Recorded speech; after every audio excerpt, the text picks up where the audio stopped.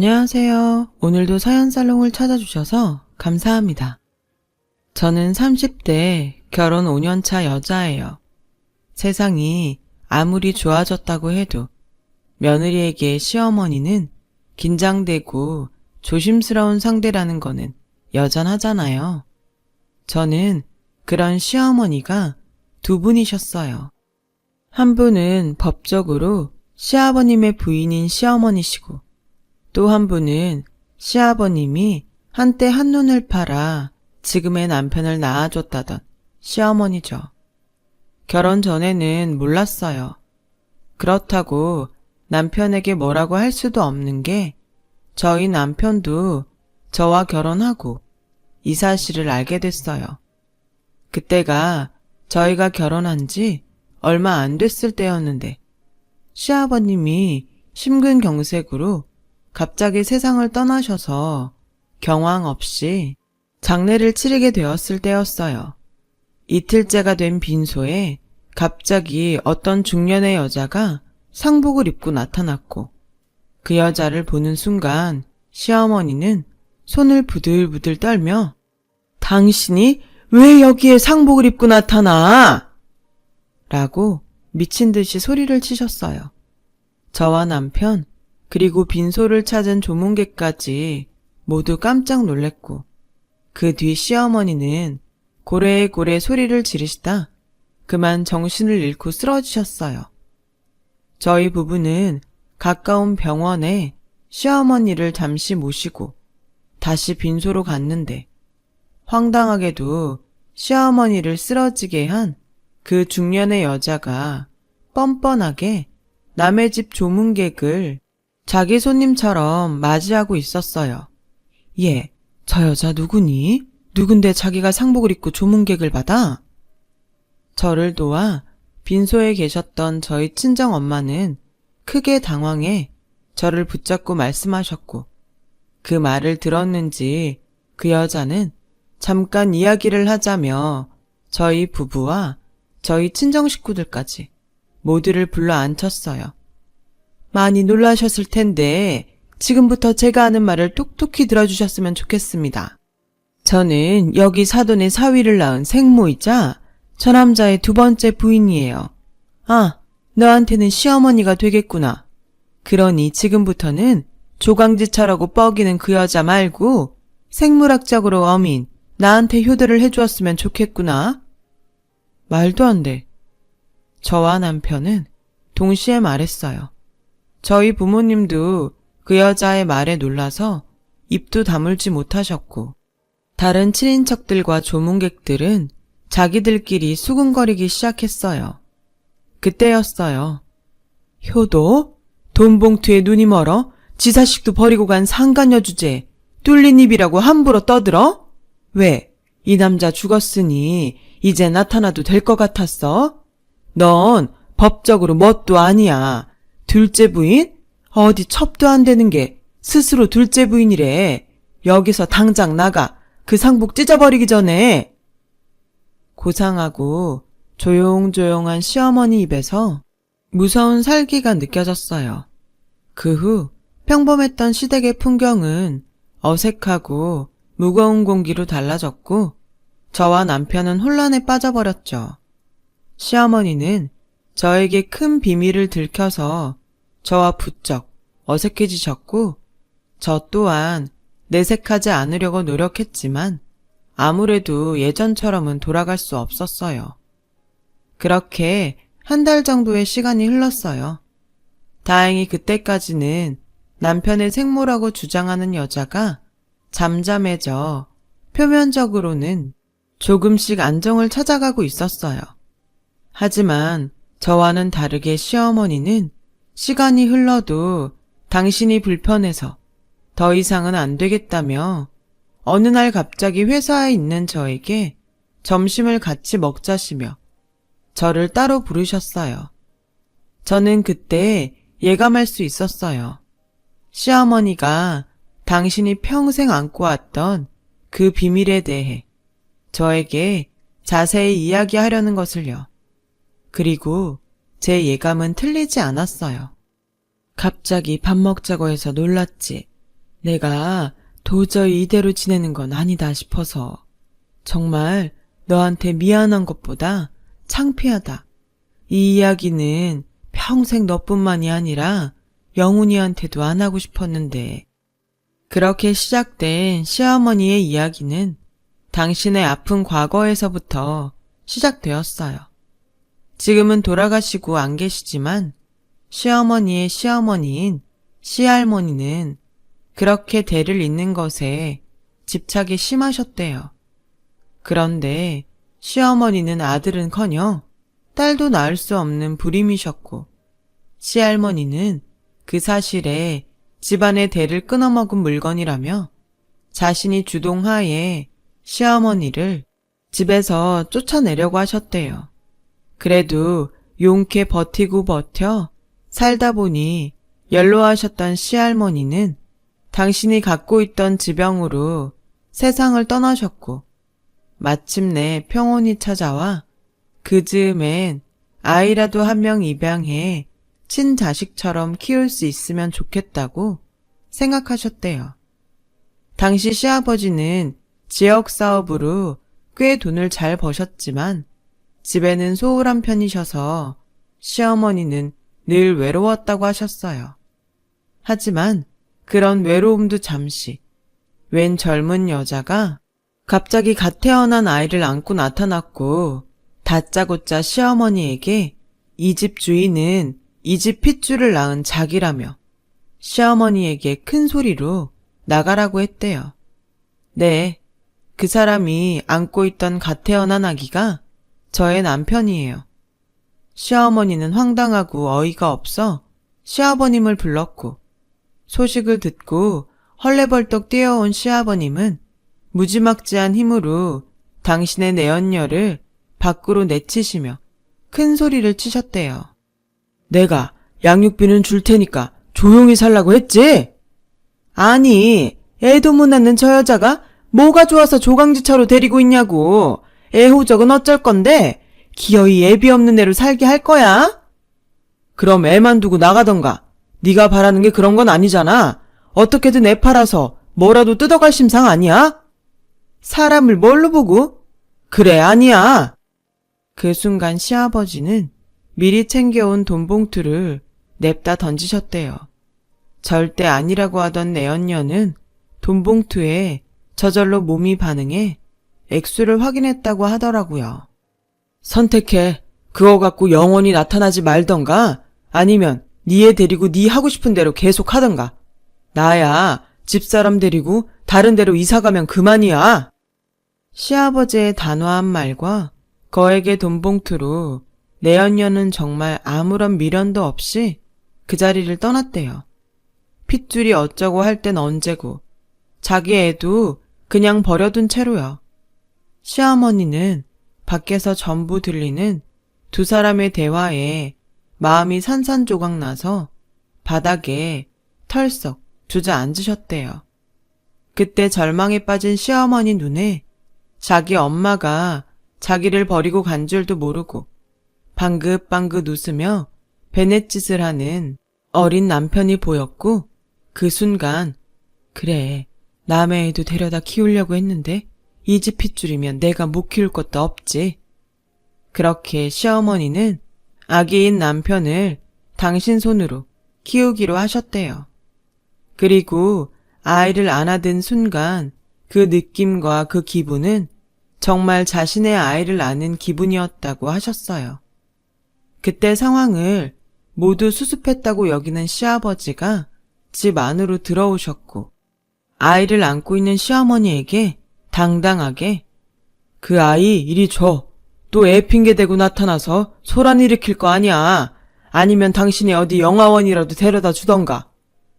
라고 말씀하셨대요. 평소에도 사람이 참 인간적인 정이 없다고 생각했는데 내연녀의 출연도 화가 나지만 뻔뻔한 시아버지의 태도에 시어머니는 없던 정도 뚝 떨어져 그동안 버티고 살았지만 이제는 헤어지고 싶다는 마음까지 들었답니다. 하지만 자신의 위험을 감지했는지 애기인 남편이 그 자그마한 손으로 시어머니의 옷자락을 꼭 잡았고 시어머니는 그때가 자신과 남편이 진짜 모자지간으로 맺어진 순간이라고 하셨어요. 시어머니는 아이를 안고 결혼하고 처음으로 뻔뻔하기 그지없는 당신의 남편에게 이렇게 말씀하셨대요. 이 아이가 무슨 죄예요? 잘못은 당신이랑 그 여자가 해놓고 어쩜 뻔뻔하게 나한테 사과 한마디가 없어요? 사과? 지나가는 사람들한테 물어봐. 내가 어머니 계실 때 당신 내치지 않고 지금껏 데리고 살았는데 사과하라고?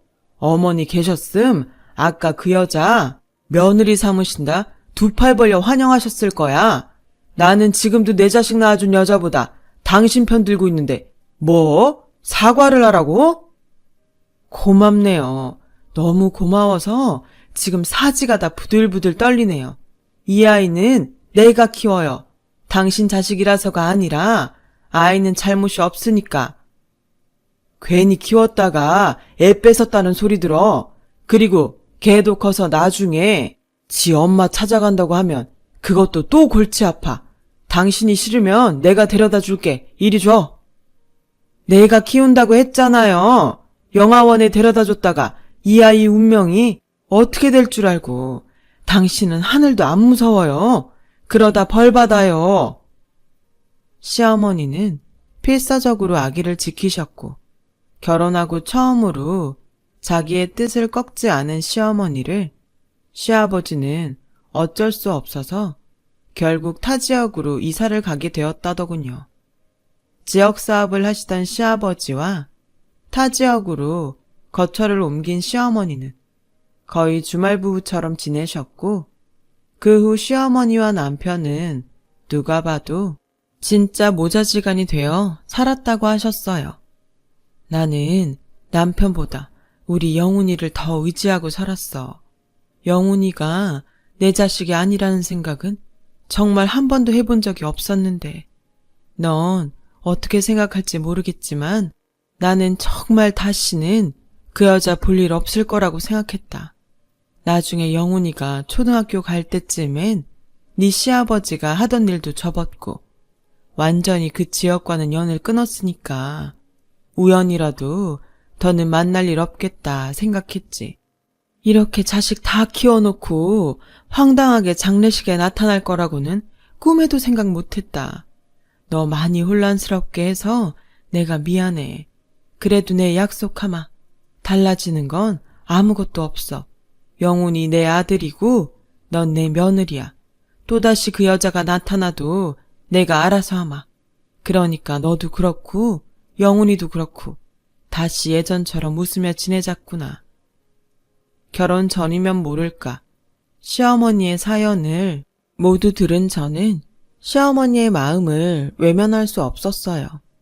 아니 오히려 저는 시어머니를 예전보다 더 좋아하게 되었어요. 저라면 절대 하지 못할 일을 시어머니는 진심을 다해 하셨으니까요. 그때까지는 저희 이 마음이 저희 남편과 분명히 같을 거라고 믿어 의심치 않았어요.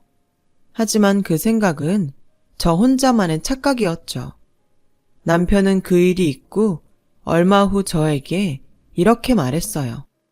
있잖아, 다음 주에 우리 어머니 모시고 외식할까? 외식?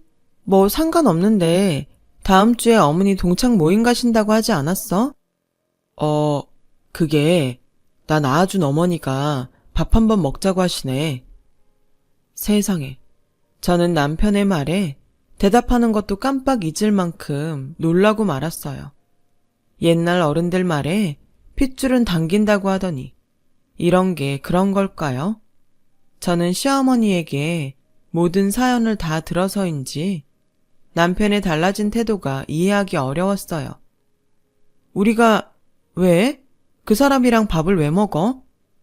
그래도 나 낳아주신 분이잖아. 당신도 들었잖아. 당신 낳아준 그 여자 돈 때문에 당신 버리고 간 여자야. 당신 지금 어머니 아니었으면 어떻게 됐을지 알 수 없어. 당신 지킨 건 지금껏 당신 키워주신 어머니라고. 나도 얼추 들었어. 그런데 버린 건 아니야. 자기가 잘못한 거야. 혹시 그 여자랑 따로 만났어? 남편은 제 말에 대답하지 못했어요. 하지만 얼머부리는 그 모습 자체가 저에겐 대답과 다르지 않았죠. 저는 흔들리는 남편을 보며 수도 없이 이건 아니라고 설득했어요. 하지만 딱 한 번만이라는 간절한 남편의 부탁에 저는 그래, 딱 한 번이야. 가서 당당하게 우리 시어머니는 한 분이라고 다신 연락하지 말라고 해야지. 다짐하고 식당을 예약했어요. 어머, 니들 왔니? 내가 너무 좋아서 빨리 왔다. 그동안 잘 지내셨어요? 전에 아프시다고 한 허리는 괜찮으시고요? 그게 뭐 금방 좋아지니? 수술을 받아야 좋아지지. 안 그래도 아까 병원에 다녀왔는데 빨리 수술하지 않으면 더 심해질 거라고 하더라. 그럼 빨리 수술하시죠. 그야 내가 돈이 없으니까. 아, 그거 제가... 자기야. 저는 황급히 남편의 입을 막았어요. 저희 그런 행동에 남편의 생모는 눈살을 찌푸렸고 기분 나쁘다는 듯 저에게 얘, 너는 남편 알기를 뭘로 하는 거니? 어디 하늘 같은 남편 입을 막아? 라고 하시며 저에게 정색하셨어요. 저희도 결혼한 지 얼마 되지 않아서 돈이 없어요. 직접 키우지 않으셔서 잘 모르실 수도 있는데 이 사람이 밑도 끝도 없이 마음이 약해요. 앞으로 돈에 관련된 이야기는 저한테 하세요. 알았다. 내가 뭐 너희한테 돈 달라고 하던? 기분 좋게 밥 먹으러 왔더니 기분만 상했구나. 어머니, 마음 푸세요. 이 사람이 아직 잘 몰라서 그래요. 내가 뭘 몰라? 그래, 아무도 얘기해주지 않았을 테니 내 간단히 얘기하마. 네 시아버지랑 난 혼인신고만 하지 못했지 부부였어. 그러다 얘를 낳고 어떻게 알았는지 지금 네 시어머니라는 여자가 나타나 아이를 뺏어갔다. 난 절대 뺏기지 않으려 했지만 이상한 남자들까지 동원해 나를 때리고 붙들고 꼼짝 못하게 하는 통에 어쩔 수 없이 애를 뺏겼어. 그리고 돈 봉투를 집어 던지더라. 얘 호적 문제도 있고 그냥 깨끗이 잊고 살라고. 나중엔 아이를 돌려달라고 부탁하러 갔는데 이사를 가고 사라진 후였어. 그러다 우연히 그 사람이 죽었다는 소식을 들었고 그래도 남편 마지막 가는 길은 제대로 인사하고 싶어서 갔다가 그 사단이 난 거야. 남편은 뭐가 그리 마음이 아픈지 눈물까지 글썽였어요. 하지만 저는 그 여자의 말을 믿지 않았고 그렇게 저와 남편의 생모는 남편을 사이에 두고 서로를 경계하는 사이가 되었어요. 당신, 우리 어머니한테 너무한 거 아니야? 당신이야말로 어떻게 사람 마음이 그래? 여태 길러준 어머니한테 죄송하지 않아? 감사해. 어떤 게 진실이든 지금까지 날 키워주신 건 맞으니까. 그렇다고 해서 날 낳아준 어머니를 모른 척할 순 없어. 그래서 기어코 그 여자 수술비를 주겠다는 거야? 자식인데 당연한 거 아니야? 와, 보통 아파도 괜찮다고 하는 것이 진짜 부모 마음 아닌가요? 어떻게 된 게 그 속이 빤하게 보이는데 이 남자는 자신의 생모라는 이유 하나만으로 이렇게 콩깍지가 단단히 씌일 수 있는 걸까요? 결국 남편은 자신의 카드로 그 여자의 병원비를 계산했어요. 물론 저 모르게 그 후로도 계속 만나 이것저것 지원을 했고 저는 남편의 카드값과 없던 대출금 내역을 발견해 그날 결혼하고 큰 싸움을 벌이게 되었어요. 이거 다 뭐야? 이거 다 그 여자한테 돈 내준 거야? 그게 나한테 여동생이 한 명 있어. 근데 걔가 이번에 결혼을 한다네. 혼수해 갈 돈이 없다고 해서. 저는 남편의 말에 뒤통수를 3개 맞은 것 같이 머리가 핑 돌았어요. 남편은 카드값이며 대출금까지 전부 자기가 알아서 한다고 저에겐 신경 쓰지 말라고 했지만 그게 어떻게 신경을 쓰지 않을 수 있겠어요. 그 후로도 저 몰래 남편은 자신의 생모를 만나는 듯 보였고 빚은 줄지 않고 마이너스 통장까지 만들어 점점 늘어났죠. 저는 저 혼자는 도저히 남편을 막을 수 없을 것 같아 시어머니를 찾아갔어요. 뭐? 너는 왜 그걸 지금 얘기하니? 저도 이 정도까지 휘둘렸을 줄은 몰랐어요. 영훈이 어디니? 어디에 있든 당장 오라고 해. 저는 시어머니의 말에 남편에게 전화를 걸었어요. 하지만 전화를 받지 않았고 시어머니는 무슨 일이 있어도 남편을 보고 이야기를 하겠다며 저희 집으로 오셨어요. 그런데 저희 집에 도착한 그때 저는 제 눈을 의심할 수밖에 없었어요. 남편의 생모와 그 여자의 딸로 보이는 여자가 저희 집에서 자기들 멋대로 제 물건에 손을 대고 있었어요. 지금 뭐 하는 거예요? 왜 남의 물건에 손을 대? 저는 분노에 차서 남편 생모와 함께 있는 여자를 밀어내버렸어요. 그리고 그 여자 손에 들린 제 물건을 다시 뺏어왔는데 그러자 이번엔 남편의 생모가 야 이년아 어디 감히 내 딸한테 손을 대? 하며 제 머리채를 잡았고 시어머니 역시 단단히 화가 나셔서 남편 생모의 머리채를 두 손 가득 잡으셨어요. 이것이 여기가 어디라고 와서 내 며느리 머리채를 잡아? 어디긴 내 아들 집이지. 이 집도 얘 아빠가 해준 집이라며? 그럼 나한테도 권리 있는 거 아니야? 권리? 그럼 난 상간녀 머리털 다 뽑을 권리도 있다 이거사. 내가 오늘 너 가만 안 둘 거야. 정말 내 여자가 뒤엉켜 저희 집은 아수라장이 따로 없었어요. 그러는 사이 남편은 양손 가득 소고기를 들고 집으로 왔고 아수라장이 된 집안을 보고는 놀라더니 곧이어 싸움을 말렸어요. 그만하세요 좀. 오빠 이 아줌마랑 이 여자 좀 어떻게 해봐. 이 여자가 네 오빠 와이프다. 이 호칭도 모르는 무식한 거사. 너 내 딸한테 욕했어? 이 싸가지 없는 년이? 누가 내 며느리한테 함부로 싸가지 없대. 이 상간년이? 어머니, 지금 당장 저희 엄마한테서 떨어지세요. 안 그러시면 저 다신 어머니 안 봅니다. 남편의 그 말은 시어머니에게는 비수가 되었고 저에겐 충격으로 다가와 남편이 바라던 대로 싸움은 끝이 났어요. 뭐? 너 지금 뭐라고 했니? 당신 미쳤어? 누가 당신 엄마야? 예, 아무리 내가 버부르는 남이라고 해도 네 남편 낳아준 사람이다. 너는 어쩌면 그렇게 한결같이 나를 무시하니? 맞아, 이 여자 진짜 해도 너무해. 남편은 자기가 정리하겠다며 자신의 생모와 여동생을 집으로 돌려보냈어요. 그리고 아직도 충격에서 헤어나오지 못하는 시어머니에게 무릎을 꿇더니 이렇게 말하더군요. 그동안 키워주셔서 감사합니다. 저 정말 그 은혜 잊지 않을게요. 명절이고 생신이고 남들 하는 거 다 하겠습니다. 근데 저도 저 낳아준 엄마랑 갖지 못한 시간 보내고 싶어요. 어머니는 아버지랑 그렇게 정도 없으셨잖아요. 그냥 저희 엄마 인정해 주시면 안 될까요? 네가 어떻게 나한테 이러니? 내가 너 키우면서 내 자식 아니라고 소홀히 했어? 어떻게 지 생모 나타났다고 여태 널 키운 나한테 이러니? 죄송합니다. 머리로는 당연히 아니라는 걸 아는데 마음이 따라주지 않아요. 저는 가만히 듣다 정말 이건 아니다 싶었어요.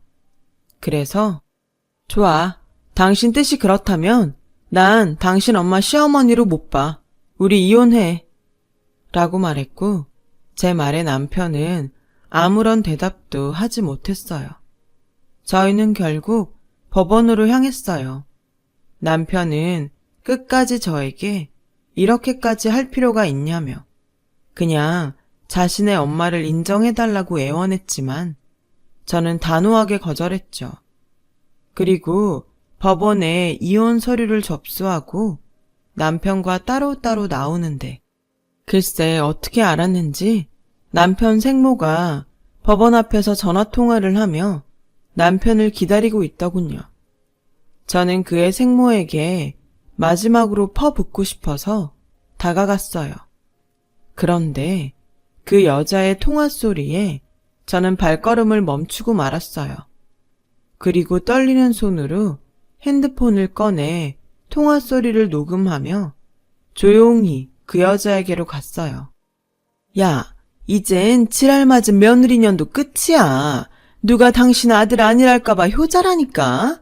내가 지 낳아준 생모라고 하니까 나한테 완전히 충성하는 것 봐. 그땐 화나서 당신이 나 몰래 낳아온 애랑 팔자 좀 고쳐보려고 했는데 그때도 한 건 해주더니 완전히 당신 아들 복덩이야. 아니, 돈덩인가? 그 집 팔고 걔 직장 좋으니까 대출 좀 더 받으면 난 뭐 됐고 그 다음엔 당신 아들이니까 당신 마음대로 해. 아, 시간 됐다. 끊어. 저는 온몸이 떨렸지만 침착하기 위해 버텼어요. 그리고 지금 막 나오는 듯 걸어갔고 저를 보자 그 여자는 눈살을 찌푸리며 이제 다 끝났네. 너도 나도. 다신 엮이지 말자. 라고 말하더라고요. 저는 약오르라고 일부러 그러게 막상 진짜로 서류까지 제출하고 나니까 마음이 좀 그렇네요. 아무래도 이혼까지는 좀 오바였나 봐요. 제가 알기로는 지금이라도 번복할 수 있다고 하던데 라며 자극했죠. 제 도발에 남편의 생모라 우기는 여자는 도끼 눈은 하고 자기를 놀린다며 자기의 주특기인 제 머리채를 잡았어요. 저는 이때가 기회다 싶어 여자의 머리채를 잡으며 머리카락을 한 움큼 뽑았고 그렇게 머리가 산발이 돼서 집으로 향했어요.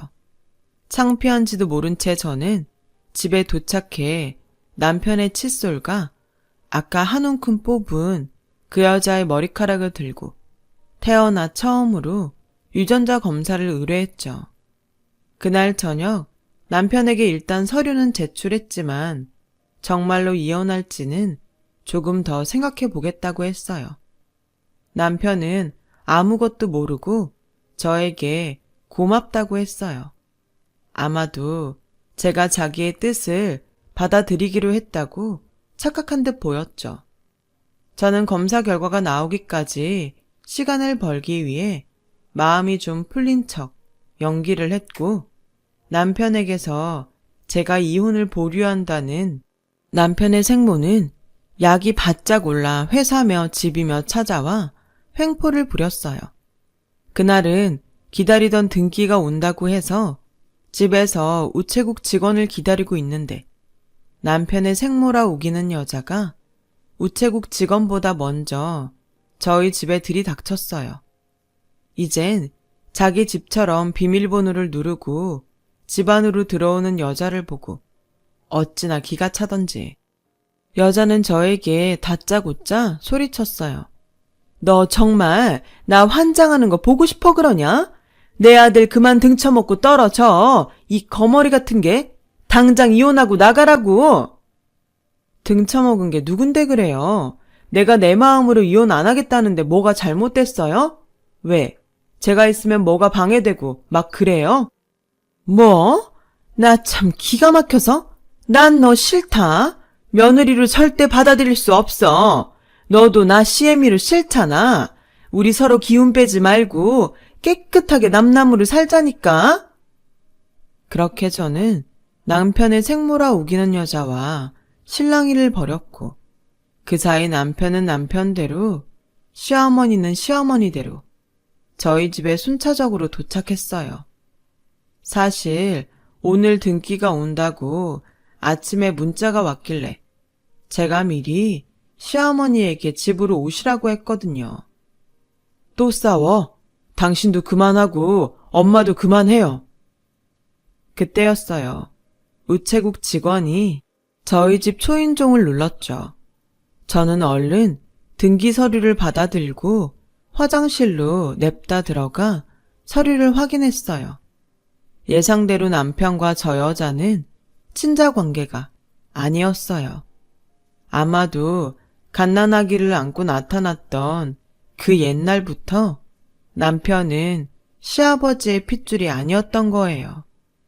저는 화장실 문을 열고 나갔어요. 그러자 이번엔 시어머니와 그 여자가 또 실랑이를 벌이고 있었습니다. 남편은 그런 두 어머니를 말리느라 진땀을 빼고 있었는데, 스톱! 지금 제가 진짜 중요한 이야기를 할 테니 잘 들으세요. 당신도 똑똑히 들어. 저는 먼저 지난번 법원 앞에서 녹음한 음성을 틀었어요. 순간 남편의 생모는 화들짝 놀랐고 남편과 시어머니는 이게 뭔가 싶어 눈동자만 이리저리 굴리더라고요. 녹음 파일이 끝나자 방금 도착한 등기 서류를 꺼내 들었어요. 이 서류는 당신이랑 당신 생모라고 우기는 저 여자의 유전자 검사 결과야. 당신이 직접 봐. 남편은 제가 건넨 서류를 받아들이고 손을 떨기 시작했어요. 아마 충격이 컸겠죠. 남편의 손에서 떨어진 검사 결과지를 받아든 시어머니 역시 충격은 이만저만이 아니셨어요. 그러자 상황 파악이 끝난 여자는 냅다 도망치려고 하는데 저는 필사적으로 그 여자를 붙들었고 시어머니는 분노에 차서 그 여자의 뒤통수를 냅다 치셨어요. 저는 그 길로 경찰서로 가서 여자를 사기죄로 고소했고 여자는 잘못했다며 저와 시어머니에게 무릎을 꿇고 손이 발휘되도록 싹싹 빌었어요. 내가 죽을 죄를 지었어. 제발 한 번만 용서해주면 안 될까? 저기 사모님, 저 좀 봐주세요. 먹고 살려고 그랬어요. 오죽하면 애를 데리고 제가 거길 갔겠어요. 제발 며느님 좀 말려주세요. 내가 미쳤어? 하마터면 우리의 인생 망칠 뻔했는데 내가 당신을 왜 봐줘? 그냥 그때 돈 봉투나 받고 떨어지지. 뭘 더 뜯어내려고 나타나서 애 가슴에 대못을 박아. 앞으로 우리 애는 어떻게 살라고? 시어머니는 충격의 넋을 놓고 있는 남편을 보고 울기 시작하셨어요. 이 순간에도 속았다는 사실보다 남편이 받은 충격이 더 가슴 아픈 시어머니셨어요. 그런 큰 소동을 겪고 남편은 시어머니 보기가 죄스러워 앞으로 볼 수 없을 것 같다고 했어요. 시어머니는 남편의 말을 듣고 사람이 작정하고 속이는데 어떻게 안 속고 배기냐며 오히려 충격받은 남편에게 잘못이 없다고 위해 주셨어요. 그리고 시어머니는 난 네가 누구의 핏줄이든 상관없다. 남의 애도 자기 자식처럼 키우는 세상인데 난 아마 처음부터 그 사실을 알았어도 널 기꺼이 내 자식으로 키웠을 거야. 그때 넌 분명히 내 아들이 될 운명이었어. 난 그걸 느꼈고 아주 감사한 마음으로 널 키웠다. 어머니, 정말 죄송해요. 제가 어머니한테 그러면 안 되는 건데 제가 배은망덕했어요. 저 같은 건 버려져도 싸요. 어머니 그냥 저 미워하셔도 되고 원망하셔도 됩니다. 내가 왜 내 귀한 아들한테 그런 짓을 하니? 됐다. 지금 네 마음만으로도 난 다 용서할 수 있다. 그러니 그만해. 네가 그러면 그럴수록 어미 마음은 찢어지는 거야. 남편은 끝내 시어머니의 말에 어린아이처럼 엉엉 울었어요. 저도 얼마나 울었는지 몰라요. 정말 엄마라는 존재는 어떤 것에도 비유할 수 없을 정도로 대단하다는 걸 그 순간 느꼈어요. 그 일이 벌써 3년 전의 일이네요. 지금 남편과 시어머니는 둘도 없는 모자지간으로 제가 다 질투가 날 정도로 잘 지내고 있어요. 저는 지금 임신 8개월에 접어들어 회사에도 미리 육아휴직을 내놓은 상태인데 시어머니는 그런 저를 돕고 싶다고 하셔서 합가를 생각하고 있어요. 남들은 시어머니와 함께 사는 건 추천하지 않는다고 하던데 저는 오히려 시어머니 같은 엄마가 되고 싶어 함께하는 그날을 손꼽아 기다리고 있답니다. 그래서 요즘 저희 친정엄마가 사부인에게 딸을 뺏겼다고 자주 삐치시곤 해요. 큰 고비를 어렵게 넘어온 우리 가족, 앞으로는 서로 사랑만 하며 오랫동안 행복하기를. 그리고 누구보다 저희 시어머니가 가장 많이 행복하기를 저는 바라고 또 바랍니다. 지금까지 저의 긴 사연 들어주셔서 고맙습니다. 늘 지금의 저희 가족처럼 행복하시길 바랄게요. 여러분, 사연 댓글에 응원과 현명한 조언 부탁드려요. 좋아요와 구독은 저에게 큰 힘이 됩니다. 오늘도 좋은 일 가득하세요.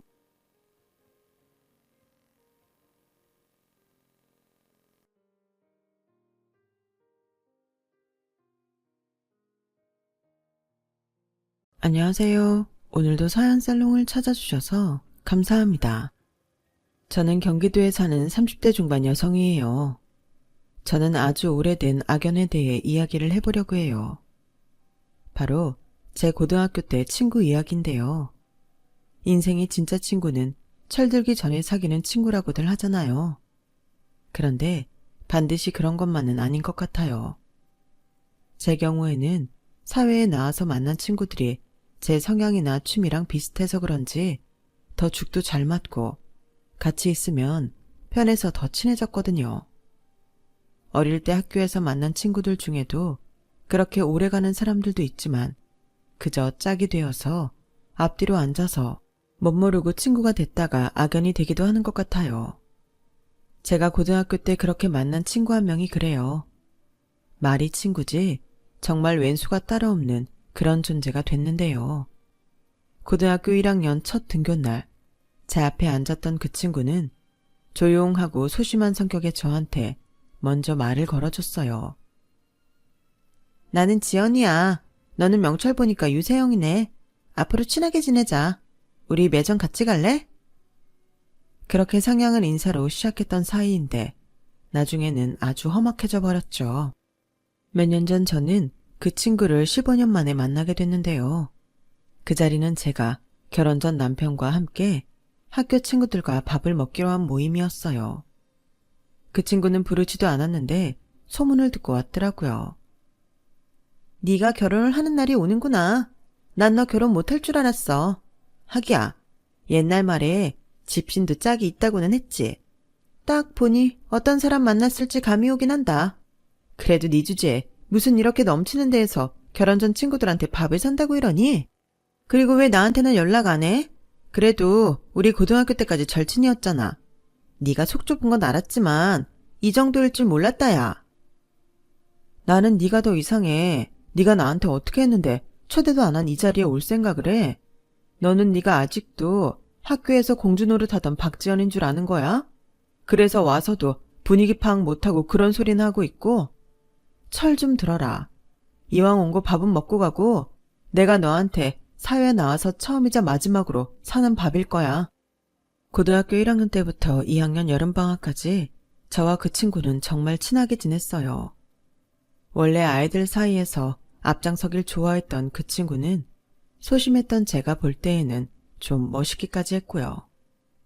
저는 원래 그 친구랑 같이 악기를 배웠어요.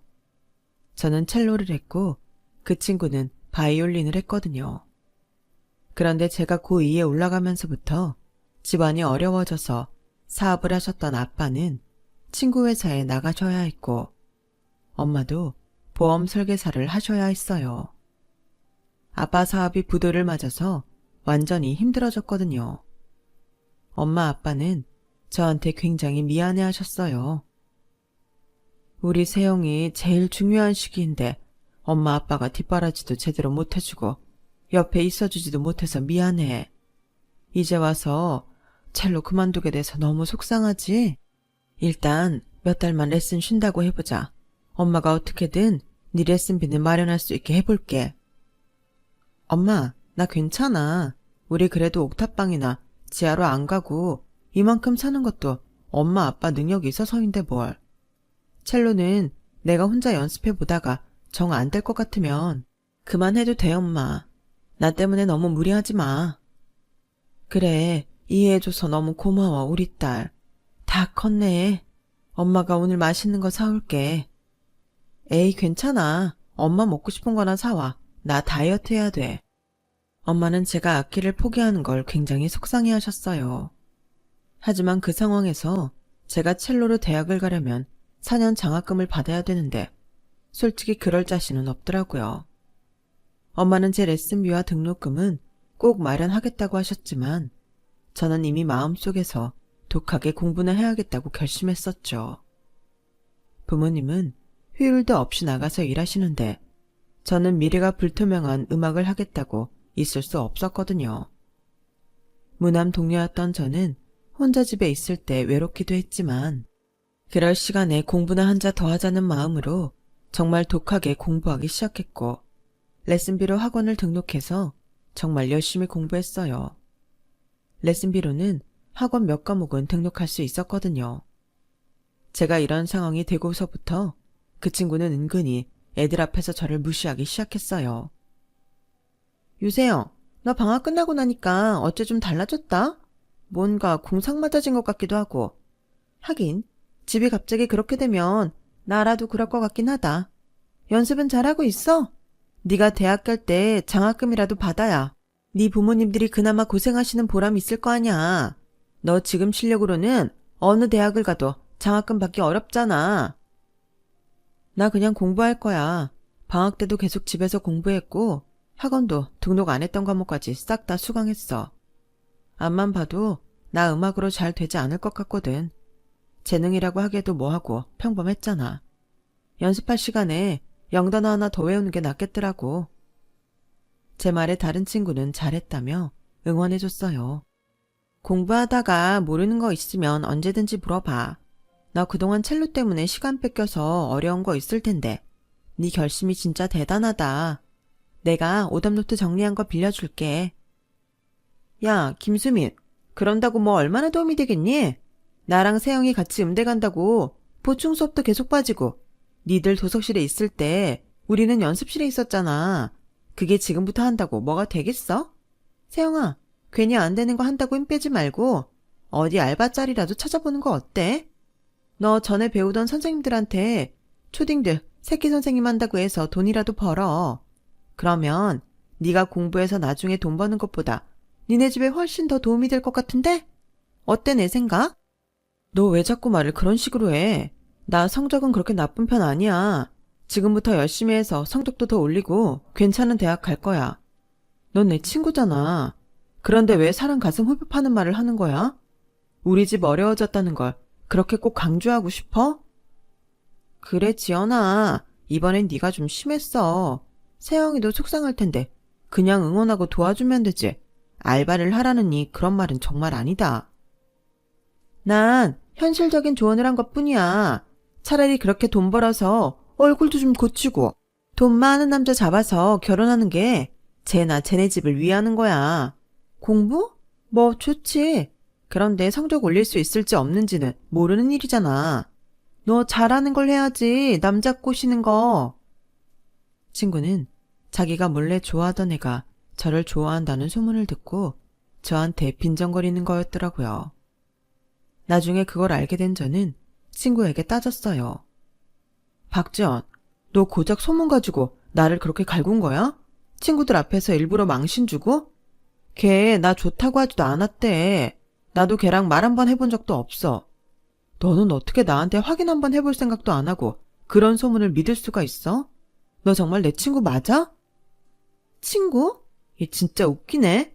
야, 내가 너 좀 불쌍해서 우리 그룹에 끼워줬다고. 아주 뭐 된 줄 아나 본데 착각하지 마.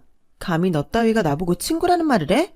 아주 이렇게 눈에 보이는 게 없으니 이 남자 저 남자 붙어서 히히덕거리고 꼴이나 치며 다니지. 니네 부모님도 불쌍하다. 하나밖에 없는 딸이 이러고 다니는 줄도 모르고 공부시키겠다고 돈 벌러 다니고 있으니. 저는 생각지 못한 친구의 악담에 입이 다물어지지 않았어요. 어떻게 면전에다 대고 저런 말을 할 수 있는지.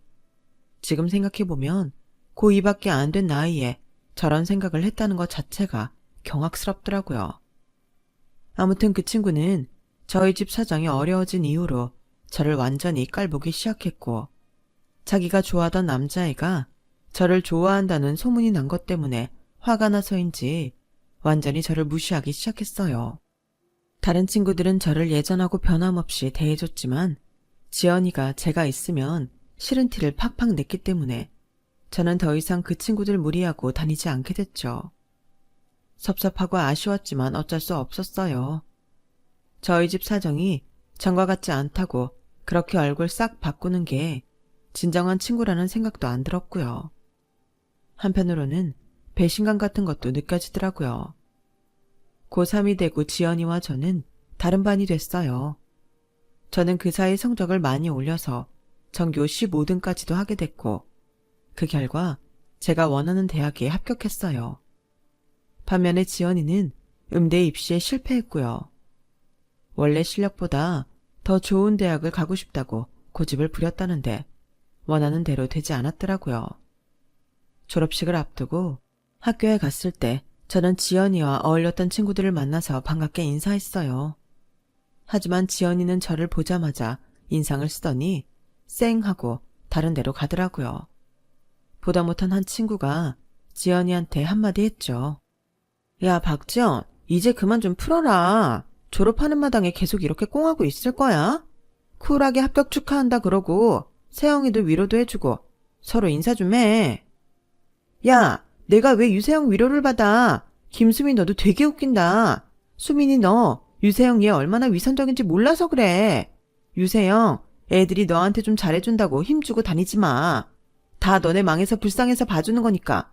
진짜 재수없어. 라며 제 어깨를 팍 치고서 다른 데로 가버리더라고요. 저는 그날 다시는 지연이와 말도 섞지 않겠다고 다짐했어요. 몇 년 동안은 만날 일도 없었고요. 저는 대학에 가서 정말 열심히 살았어요. 학점관리 잘하면서 일찍 취업 준비도 시작했죠. 그렇게 대학 3학년 2학기가 시작된 어느 날, 갑자기 지연이가 저를 찾아와서 다짜고짜 제 뺨을 때리는 거였어요. 저는 너무 오랜만에 본 지연이 때문에 여러 가지로 어이가 없었어요. 야, 너 이거 뭐야? 몇 년 만에 갑자기 와서 다짜고짜 사람을 때려? 너 진짜 막장이구나. 야, 너 고등학교 때 분명히 최우혁이랑 얘기한 적도 없고 걔가 너 좋아한다고 하지도 않았다며. 근데 왜 최우혁이 너 고등학교 때 사진을 아직도 갖고 있는데? 빨리 설명하라고. 너 뒤에서 나 몰래 최우혁하고 딴짓했지? 야, 너 미쳤어? 난 최우혁 학교 졸업하고 한 번도 본 적 없어. 그리고 어따 대고 사람 보자마자 손찌검부터 해. 넌 아직도 내가 그렇게 우스워 보여? 그럼 네가 지금은 괜찮은 대학 좀 왔다고 잘난 줄 알았어? 한 번 찌질이는 계속 찌질인 거야. 넌 그냥 집안 망한 찌질이라고. 이렇게 일방적으로 악담을 퍼붓더니 다시는 그 남자애한테 접근하지 말라고 협박하듯 말하고 가버렸어요.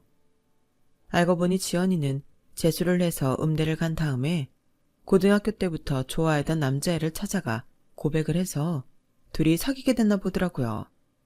그런데 그의 지갑에서 제 고등학교 때 사진이 나왔던 거였어요. 저는 정말 그거에 대해 알고 있는 게 없었기 때문에 그저 황당하고 화가 나기만 했죠.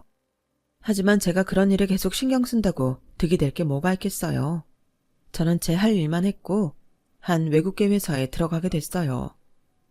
그렇게 회사에 들어가 사회생활에 적응할 무렵 고등학교 때 동창들 몇몇과 연락이 닿게 됐어요. 처음에는 온라인으로 서로 안부와 문자만 주고받았는데 한번 만나서 밥이나 먹자고 이야기가 발전하게 됐어요. 그리고 그 자리에서 지연이를 다시 만나게 됐네요. 미안해. 나 지연이 올 줄 몰랐는데 자꾸 나한테 어디 가냐고 묻길래 우리 만난다고 했거든. 그랬더니 저렇게 나타났네. 라며 한 친구가 저한테 굉장히 미안해했어요. 지연이가 저한테 어떻게 했는지 소문이 다 났더라고요. 저는 그 친구한테 괜찮다고 했지만 어떻게든 지연이와 말을 섞는 건 피하고 싶은 건 사실이었어요. 그런데 지연이가 먼저 와서 저한테 말을 걸더라고요. 넌 여전하구나. 아무리 좋은 대학을 나와서 회사를 들어가도 궁상이 찌든 건 안 벗어지나 보네. 그 말에 옆에 있던 친구가 지연이에게 뭐라고 했어요. 야, 너는 몇 년 만에 만나서 한다는 말이 그게 뭐니? 이제 그만할 때도 됐잖아. 언제까지 그렇게 아무 잘못 없는 세영이 갈구기만 할 건데? 솔직히 세영이가 최우혁한테 문자 한 번을 했냐? 너랑 최우혁 때문에 가만히 있던 세영이 등만 터진 건데 왜 네가 난리야? 진아야, 너 언제부터 이렇게 나서기 잘했어? 누가 보면 세영이 대변인인 줄 알겠다. 아니 나는 오랜만에 만나서 농담 좀 한 건데 뭘 그렇게 까칠하게 받아들이고 그래? 다들 참 예민하다 예민해. 그렇게 살지 마, 피곤하게.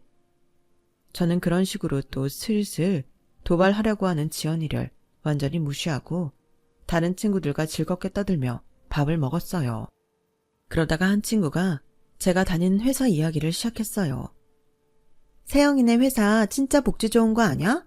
나도 그 회사 지원이라도 해볼 걸 그랬어. 나도 내가 진짜 여기 다니는 거 맞나? 꿈 같을 때 있어. 면접 때 내가 알고 있는 것들만 질문해서 대답을 잘했는데 운이 좋았던 것 같아. 라는 제 말에 지연이가 끼어들었어요. 그 회사 이름도 들어본 적 없는데 뭘 그렇게 띄워. 외국계면 다 좋다고 생각하는 거 니들 편견이야. 하여간 유세영 얘 잘 살다 망해서 그런지 잔머리 굴리는 것만 남은 것 같아. 외국계 회사 들어가면 애들이 잘 모르니까 있어 보이게 꽤 잘 나가는 것처럼 포장할 수 있잖아. 어째 세영이 너는 갈수록 안 좋은 모습만 보이는 것 같다? 아, 그렇게 생각했어? 네 뜻대로 정말 그래야 될 텐데 어떡하지? 지금이라도 네 핸드폰에서 땡땡그룹 검색해봐. 거기가 우리 회사 외국 모그룹이거든. 네 생각보다 엄청 잘 나가는 회사라 내가 있어 보이는 척 할 필요가 없단다. 네가 아무리 취업 안 하고 개인 레슨 한다지만 이 정도는 알고 있어야지. 제가 하나도 쫄지 않고 받아치자 지연이는 얼굴이 벌개지더니 씩씩대며 나가버리더라고요. 옆에 있던 친구는 그런 지연이의 뒷모습을 보며 혀를 끌끌 찼어요.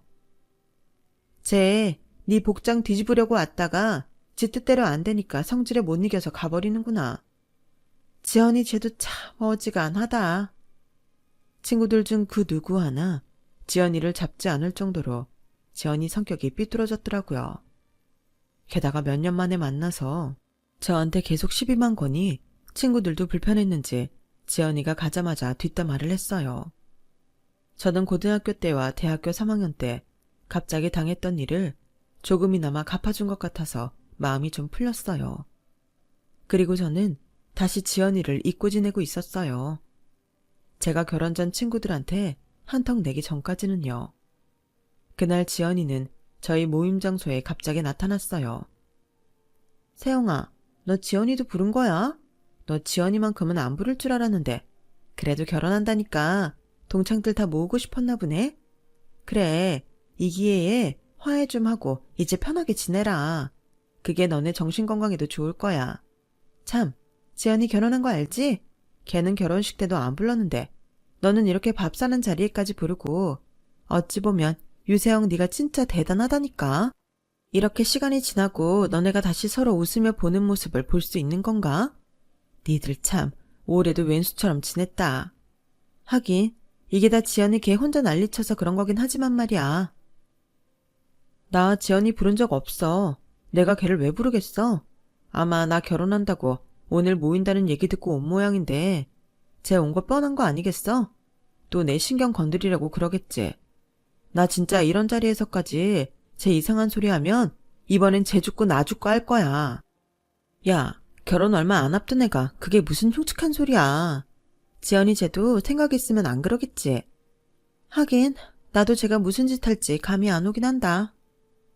그렇게 친구와 제가 이야기를 하는 사이에 지연이는 뷔페 음식을 접시에 담아 저희 자리로 왔어요.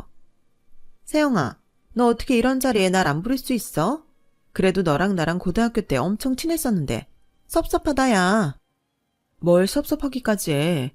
너나 나나 곱씹을 추억이 있기나 하니? 한때는 친했을지 몰라도 그 후로는 남보다 못한 게 너였는데. 아, 그 속 좁은 건 어디 안 가는구나. 난 오늘 정말 너한테 축하해주고 싶어서 온 거야. 비록 네가 부르지 않아서 내 발로 찾아온 거지만 나는 진심을 다해서 널 축하해줄게. 자기. 말끝에 지연이는 자기 남편을 큰 소리로 불렀어요. 그 모습이 어찌나 연기하는 것처럼 가식적이던지 순간 제가 TV 드라마를 보고 있는 줄 알았다니까요. 지연이 말에 온 남자는 외모는 평범했는데 요즘 잘 나가는 스타트업 대표라고 하더라고요. 자기, 얘가 세영이야, 유세영. 내 고등학교 동창. 이번에 결혼한다는데 진짜 얘 인간 승리라니까. 아빠 사업 망해서 음악 관두고 아주 흑수저 티 팍팍 내며 이 악물고 공부하더니 그래도 지 결혼한다고 이런 비싼 호텔 뷔페에 고등학교 동창들 불러서 한턱 낼 정도로 해내긴 한다.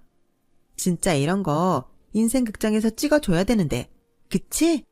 세영아, 너도 이제 결혼하면 이 악물고 살지 말고 좀 유순하고 평온하게 살아. 난 예전엔 네가 참 그리워. 먹고 살려고 아등바등 악바리처럼 굴지 않던 너 말이야. 너 그동안 참 억세졌는데 이제는 다시 전처럼 순하고 얌전해지려나? 하긴 그동안 세상 때가 너무 묻어서 그간 좀 어렵기는 하겠다. 지연이 남편은 지연이의 말에 웃어야 할지 말아야 할지 제 눈치를 보며 인사를 하더군요. 저는 그냥 형식적으로 인사를 한 뒤에 이렇게 말했어요. 어쨌든 와주셔서 감사해요. 보셨다시피 지연이나 저나 서로에게 감정이 별로 안 좋아서 부르지 않았는데 이렇게 굳이 왔네요. 저는 더 이상 다른 말을 하지 않을게요. 기왕 오신 거니까 식사 맛있게 하고 가세요. 그렇게 두 사람하고 떨어져 다른 데에 앉으려는데 지연이는 굳이 저를 쫓아오며 계속 시비를 걸었어요. 너 남편 될 사람은 뭐 하는 사람이야? 너 고등학교 때쯤 망한 거 알고 있어? 같은 회사 사람인가? 그럼 연봉은 남들 받는 만큼은 받겠네? 뭐 비슷하면 잘 산다더라. 너희처럼 흑수저에서 회사원 된 게 인생의 가장 큰 성공인 그런 사람이면 아주 천생연분이겠다. 뭐 아주 비슷한 인생을 산 두 사람의 뼈 빠지게 일하며 사는 모습이 훤하네. 너 그냥 계속 악바리로 드세게 살아야겠다. 예전처럼 고상하고 순한 모습은 이제 못 보겠어. 안타깝네. 너처럼 사느니 그냥 드세게 사는 게 낫지. 뭐가 고상한 건지 모르겠지만 입에는 걸레를 문 건지 장소 구분도 못하고 그저 상대방 깎아내리려고 기를 쓰는 고상함보다야 그냥 내일 열심히 하며 사는 악바리가 낫지 않겠어? 내 남편이 뭐라든 무슨 상관이야. 넌 그러고 보면 오지랖 넓은 데다 입버릇도 안 좋아서 어쩌니? 나중에 네 애가 너한테 뭘 보고 배우겠어? 야, 네가 뭔데 아직 태어나지도 않은 우리 애를 들먹여! 라며 지연이가 큰 소리를 내자 친구가 저와 지연이 사이에 들어와 말렸어요. 아 진짜 그만 좀 해. 지연이 너는 이러려고 여기 왔어? 초대도 안 했는데 왔으면 오늘 주인공인 세영이 신경은 긁지 말아야지. 왜 그러는 건데? 너 세영이 남편 그렇게 궁금하면 좀만 기다려. 이따가 온다고 했으니까 네가 직접 보라고. 친구가 그 말을 하자마자 남편이 뷔페에 홀로 들어왔어요. 그때였어요. 저만 치서 지연이를 보며 안절부절 못하고 있던 지연이 남편이 갑자기 젠걸음으로 사사삭 저희 남편한테 오더라고요. 그러더니 정중하게 인사를 하는 거예요. 아우 대표님, 여기서 이렇게 뵙게 됐네요. 오늘 여기 초대받으셨어요? 저는 우리 와이프 고등학교 동창이 결혼 전에 밥 산다고 했다며 자꾸 같이 오자고 해서 왔는데요. 아 그래요? 저도 오늘 제 와이프 될 사람이 고등학교 동창들 밥 산다고 해서 같이 인사하려고요. 세영아, 이리 와. 내가 저번에 투자했던 스타트업 회사 공동대표님이야. 그 말에 지연이는 제 남편과 저를 번갈아 보는데 표정이 진짜 볼만하더라고요. 아주 눈은 튀어나올 것처럼 커져서는 입도 다물지 못하더니 지 남편이 얼른 와서 인사하라고 손짓하니까 얼굴이 하얘져서 입술을 깨물며 지 남편한테 가는데 정말 코미디가 따로 없었어요. 안녕하세요, 대표님. 말씀 많이 들었어요. 저기 결혼하신다는 분이 혹시 세영이... 네, 맞아요. 세영이 동창이신가 보네요. 아니, 정 대표님, 이게 무슨 일이래요? 사모님하고 우리 세영이가 고등학교 동창이라뇨. 그러자 그 남편도 얼굴이 노래져서 제 눈치를 보며 어색하게 웃는데 제가 남편한테 무슨 말이라도 할까봐 아주 노심초사하는 것 같았어요. 지연이가 좀 전까지도 저한테 엄청 심하게 구는 걸 바로 옆에서 봤으니 속이 타는가 보더라고요. 대표님 결혼식에 꼭 참석해서 축의금도 두둑히 내겠습니다. 저희 김 대표한테도 꼭 같이 가자고 연락할게요.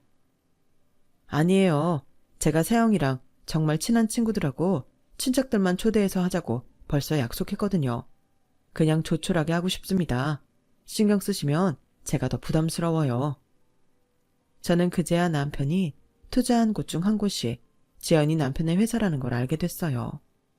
저도 남편도 서로 일에 대해서는 깊이 얘기하지는 않았었거든요. 제가 미리 알았다고 해도 지연이 남편이라는 걸 알 수도 없었고요. 지연이는 그야말로 표정이 완전히 벌레 먹은 것처럼 썩어 들어가는 것 같았어요.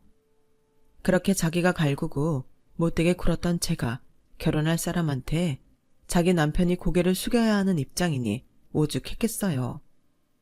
지연이 남편은 지연이가 그러거나 말거나 저희 남편 옆에 찰싹 달라붙어서는 아주 몸종이라도 된 것처럼 이것저것 다 서빙을 해주더라고요. 남편이 그러지 말라고 몇 번이나 사양을 하는데도요. 게다가 지연이 남편은 지연이가 있는 데에서 저한테 이빨린 말을 하느라 여념이 없었고요. 아우, 사모님이 정말 미인이세요. 두 분 완전 선남선녀 커플입니다. 대표님도 너무 축하드립니다. 이렇게 아름다우신 사모님이랑 결혼하시다니 두 분이 너무 잘 어울리세요. 이럴 게 아니라 오늘 이 자리 제가 내겠습니다. 계산 제가 하게 해주십시오. 자기 지금 뭐 하는 거야? 여기는 세영이가 자기 결혼 때문에 친구들 쏘는 건데 그걸 왜 자기가 내? 이러지 마. 뭔 소리야. 당신 동창회다. 지금 회사 거금 투자하신 분 결혼 축하 자리잖아. 미처 몰라서 빈손으로 왔는데 이렇게라도 해야지. 대표님, 오늘 이 자리 꼭 제가 내겠습니다. 결혼식도 오지 말라고 하셨잖아요. 여기에서 한턱 쏘게 해주세요. 결혼 정말 축하드립니다. 라더니 지연이 남편은 얼른 직원을 불러 뭐라고 하더니 자기 신용카드를 턱 내주더라고요. 그걸 보는 지연이 얼굴은 완전 빨개졌다 파래졌다 장난 아니었어요.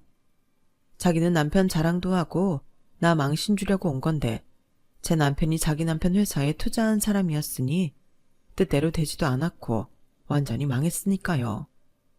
남편은 그 회사 처음 시작할 때 아이템도 좋고 지연이 남편이 아닌 다른 공동대표가 괜찮아서 초기 투자를 했었다고 해요. 제 남편은 대학생 때부터 주식 공부를 해서 대학생 주식대회에서 상도 받은 적이 있어요. 젊을 때부터 투자에 대한 감각을 익히면서 돈을 벌었고 꽤 똑똑한 투자자로 알려지면서 회사를 세웠고요. 지연이 남편은 주기적으로 남편한테 선물도 보내고 앞으로도 투자를 받으려고 꽤나 잘 보이려고 하는 모양이었어요.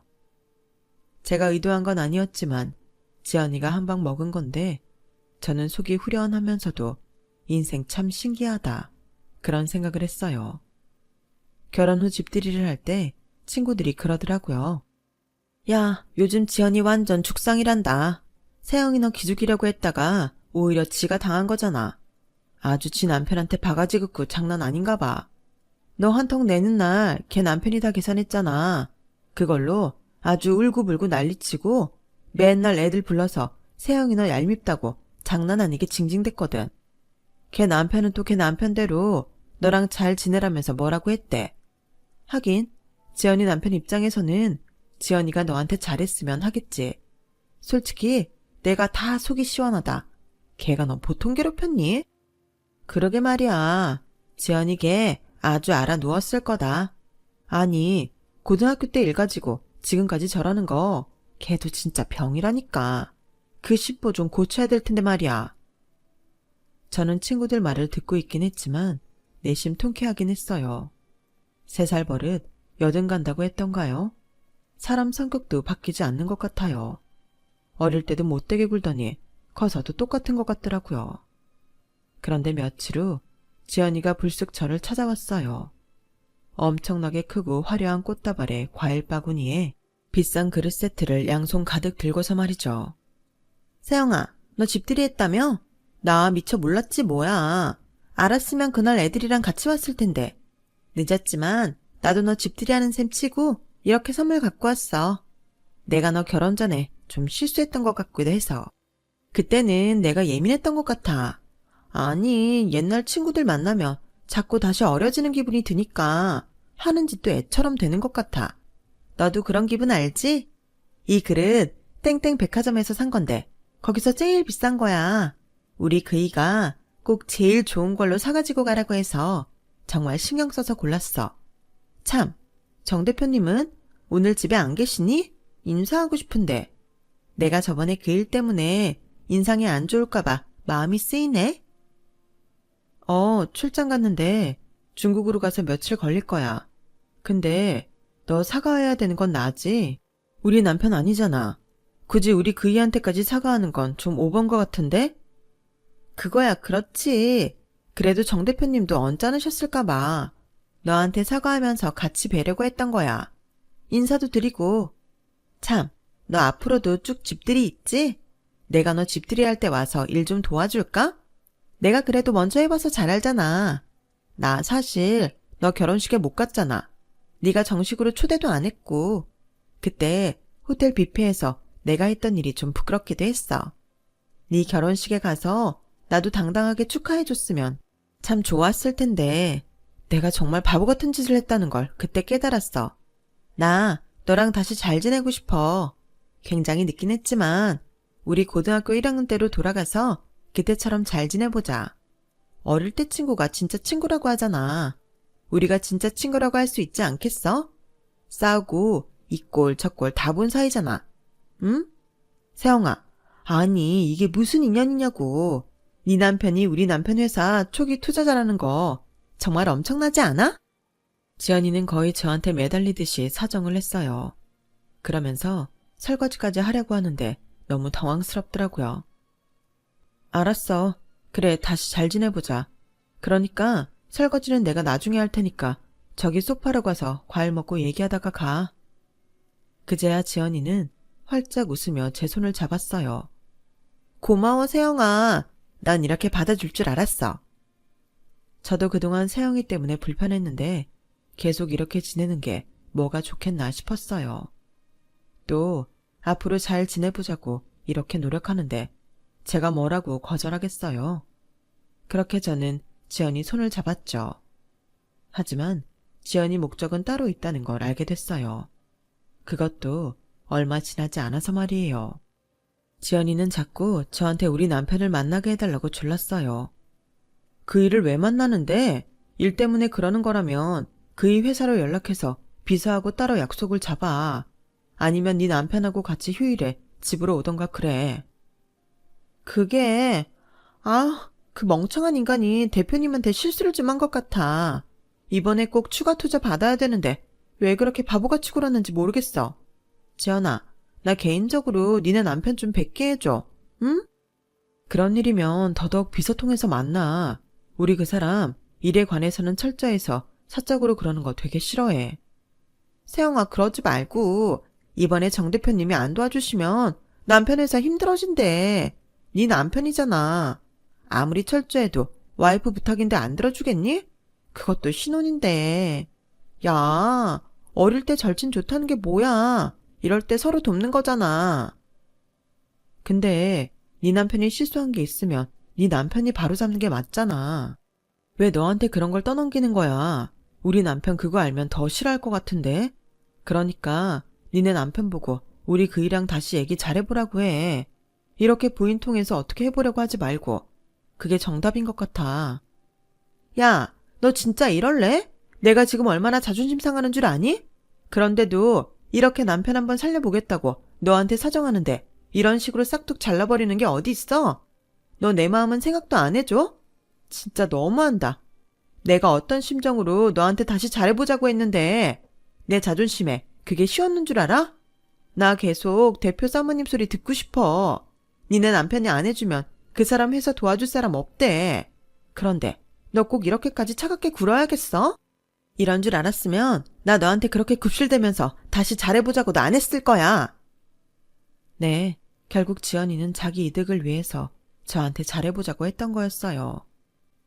저라고 그걸 아주 몰랐던 건 아니지만 그래도 어딘가에 진심으로 저를 친구로 대하는 마음이 있지 않을까 기대했는데 진짜 사람 고쳐 쓰는 거 아니라더니 딱 그 말이 맞더라고요. 그랬다면 미안한데 나도 해줄 수 있는 게 없어. 그렇게 잘라 말하고 나중에 남편한테 말은 해봤어요. 남편은 원래 초기 투자도 재현이 남편이 아닌 공동대표를 보고 해줬던 건데 재현이 남편이 너무 방만하게 운영을 했고 공동대표는 뜻이 안 맞아서 이미 관뒀다고 하더라고요. 남편은 지연이 남편의 경영자질을 의심하고 있었어요. 골프나 치러 다니고 비싼 클럽 다니는 거나 좋아하면서 회사 돈도 펑펑 쓴다고 말이죠. 아무튼 남편은 지연이 남편에게 더 이상 투자를 하지 않았고 지연이는 또 뒤에서 제 욕을 그렇게 하고 다녔다고 하네요. 저는 친구들이 우르르 몰려다니면서 저와 지연이에 대해 안주 삼아 이 말 저 말 한다는 걸 알게 됐고 그 말을 들으니 오랜 친구들인데도 마음이 상하더라고요. 그래서 저는 요 몇 년간 고등학교 동창들을 만나지 않고 있어요. 그 후에도 지연이는 저한테 꾸준히 연락을 하고 집에도 찾아오면서 자기 남편 회사 좀 살려달라며 부탁을 했지만 너무 부담스러워서 결국 전화를 차단했어요. 남편한테도 말하지 않았고요. 지연이가 계속 저를 투자건으로 괴롭힌 걸 알면 남편도 가만히 있지 않을 것 같았거든요. 결국 지연이 남편은 회사 규모를 확 줄이고 다른 사람을 대표에 앉혔다고 하네요. 지연이 남편은 그 사람 밑에서 일을 하게 됐고요. 지연이는 제가 모르는 번호로 전화를 해서 저한테 막 욕설을 퍼붓고 일방적으로 끊어버리더군요. 너 혼자만 잘 먹고 잘 살아서 좋냐며 쌍욕을 하는데 정말 어이가 없었어요. 그 사람을 보면서 느낀 건 사람이 평소에도 마음을 선하게 갖고 살아야 되겠구나 하는 거였어요. 안 그러면 갈수록 인생이 평탄치 않을 것 같네요. 저도 다른 사람 못 살게 굴지 말고 앞으로 더 겸손하게 좋은 마음 가지고 살아야겠다고 결심했어요. 그리고 친구는 또 마음 먹으면 얼마든지 사귈 수 있더라고요. 그러니 옛날 친구, 오래된 친구 그런 거에 연연하면서 살 필요가 없는 것 같아요. 제 이야기는 여기까지예요. 들어주신 분들 모두 감사하고 행복하세요. 건강하시고요. 여러분, 사연 댓글에 응원과 현명한 조언 부탁드려요. 좋아요와 구독은 저에게 큰 힘이 됩니다. 오늘도 좋은 일 가득하세요.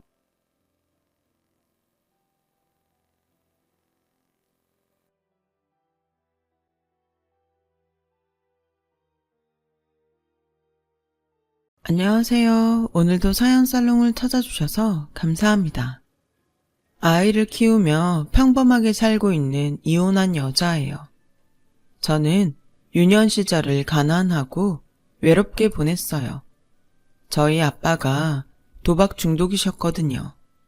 매일 밤마다 엄마 아빠는 돈 때문에 그리고 아빠의 도박 때문에 싸움을 벌이셨고 긴 싸움 끝에 더는 희망이 없다고 생각한 엄마는 저를 데리고 도망치듯 집을 나와 아빠와 헤어지셨어요.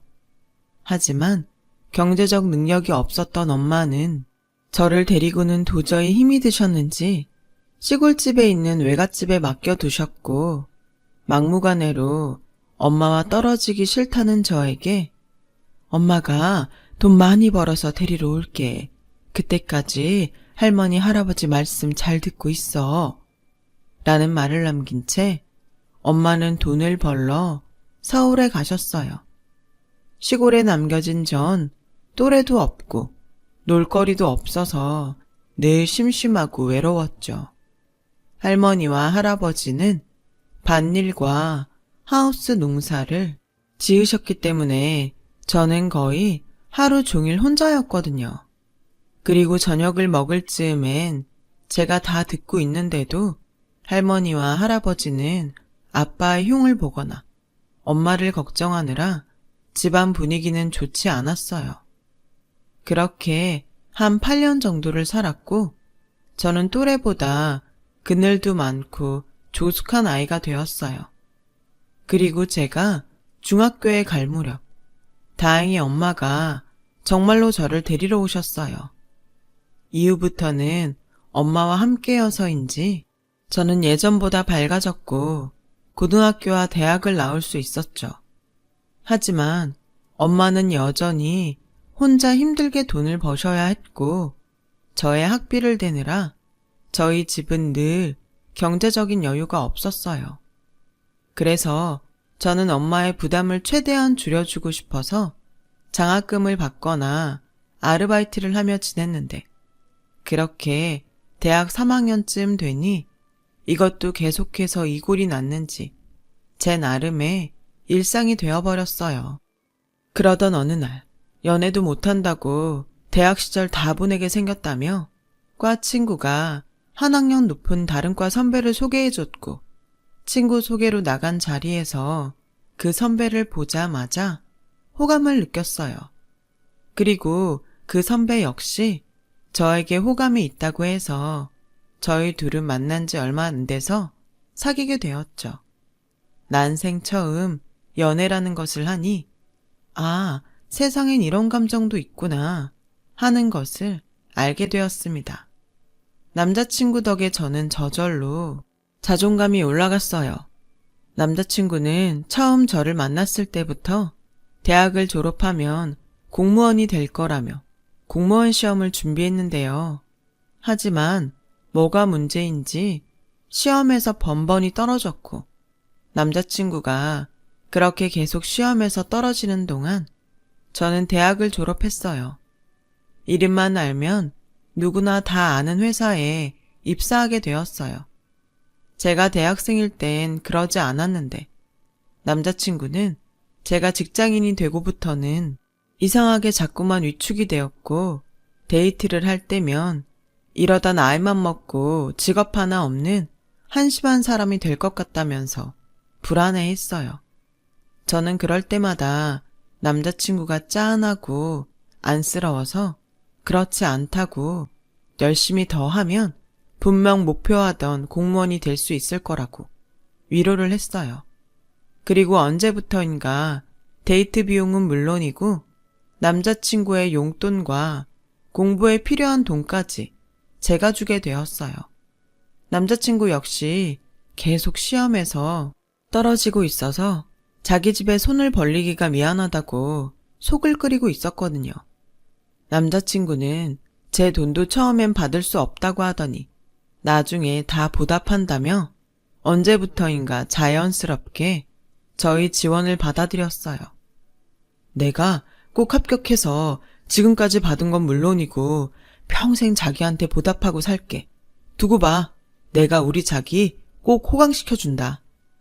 입이 보배라고. 하지만 정말 남자친구 말대로만 된다면 더는 바랄 것이 없다고 생각했어요. 하지만 저희 이런 연애를 누군가는 올바르지 않다고 말리는 사람도 있었는데요. 그때 당시 누가 뭐라고 해도 하나뿐인 남자친구이고 또 남자친구의 말을 믿었기에 다른 사람들의 말은 귀에 들리지 않았던 것 같아요. 그렇게 5년의 뒷바라지를 했고 이젠 저도 지쳐간다고 생각할 즈음 남자친구는 드디어 공무원 시험에 합격했어요. 저는 물론이고 남자친구의 집에선 경사도 그런 경사가 없었죠. 자기의 합격의 공은 모두 저에게 있다며 아직은 이르지만 1년 뒤 결혼을 하자고 미리부터 프로포즈를 해왔어요. 내심 기다렸던 프로포즈라 기꺼이 그러자고 했고요. 그동안 뒷바라지도 열심히 했으니 이제부터는 그동안 노력한 보상을 받고 싶었어요. 비록 남자친구 뒷바라지 하느라 많은 돈을 모으지 못했지만 살면서 하나하나 장만하고 또 둘이 노력해 점점 살림을 키워가는 것도 사는 재미일 거라고 생각했죠. 그렇게 저희는 천천히 결혼을 준비했어요. 그러다 뜻밖의 변수를 만나게 되었는데 제가 아이를 가진 거였어요. 어차피 결혼을 준비하고 있으니 문제될 건 없었지만 그래도 결혼식 전에 임신했다는 것이 좀 부끄러웠죠. 저의 임신 사실을 안 남자친구는 어차피 결혼할 건데 뭘 부끄러워하냐며 이왕 이렇게 된 거 결혼을 앞당기자고 혼자 신이 나서 자기 집에 제 임신 사실을 알렸고 저 역시 조심스럽게 저희 엄마에게 제 임신을 알렸어요. 엄마는 놀랐음에도 저를 생각해 괜찮다고, 어차피 결혼 준비하고 있었으니까 잘 된 일이라고 말해주셨지만 내심 저와 같이 식도 올리지 않았는데 애부터 가져서 혹여 흠이라도 잡히지 않을까 걱정하는 눈치셨죠. 그리고 얼마 안 있어 남자친구의 집에 가게 되었어요. 그런데 남자친구가 시험을 준비할 때는 네가 고생이 많다. 우리 애가 공무원이 되면 다 네 덕이야. 내가 너한테 고마워하는 거 알지? 하셨던 그의 어머니는 제가 임신을 했다고 하자 태도가 완전히 변해 있었어요. 너도 참 여자애가 조심성이 없다. 아무리 결혼 생각이 있어도 그렇지 몸을 그렇게 막 굴려도 돼? 공무원 아내가 식도 올리기 전에 임신이라니 내가 나 부끄러워서 어디다 말도 못해. 저는 그 말을 듣고 망치로 머리를 얻어맞은 듯 황당하고 기분이 나빴어요. 몸을 막 굴렸다니.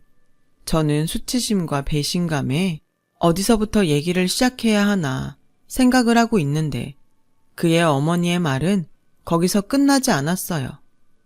전에는 몰랐는데 우리 애가 공무원 됐다고 하니까 여기저기서 사위로 달라고 아주 난리도 아니었어. 그래도 우린 너 생각해서 의리 지키는 거니까 너 그거 절대 잊으면 안 된다. 솔직히 말해봐. 너랑 네 엄마 속으로 땡 잡았다고 엄청 좋아했지? 그러니까 피임도 안 하고 덜컥 애부터 가졌지. 하기사 네가 또 어디서 우리 아들 같은 공무원을 만나겠니? 너랑 네 엄마 욕심내는 거 나 다 이해한다. 저는 기가 찼어요. 이제 막 공무원 된 지 1년도 안 된 아들을 가지고 벌써부터 유세라니. 제 입으로 말하긴 좀 그렇지만 저는 남들이 부러워하는 직장에서 7년 동안 일을 했고 동기보다 승진도 빨라 현재로서는 누가 봐도 남자친구보다 제 벌이가 좋았거든요. 이런 게 바로 화장실 들어갈 때랑 나올 때가 다르다는 거겠죠. 저는 달라진 그의 어머니의 태도에 이 결혼이 정말 괜찮을까? 불안한 마음이 들기 시작했어요. 하지만 이미 제 안에 새 생명이 자리하고 있고 이 결혼을 깨려면 저희 엄마에게 오늘 겪은 일을 말해야 한다고 생각하니 그것도 참 못하겠더라고요. 그래서 저는 남자친구에게 제 심경을 모두 말했는데 글쎄 이 남자는 제 속도 모르고 한다는 말이 우리 엄마가 요즘 나 공무원 돼서 좋아서 그래. 그냥 조금만 자기가 이해해줘. 자기도 우리 엄마 오래 봐서 알잖아.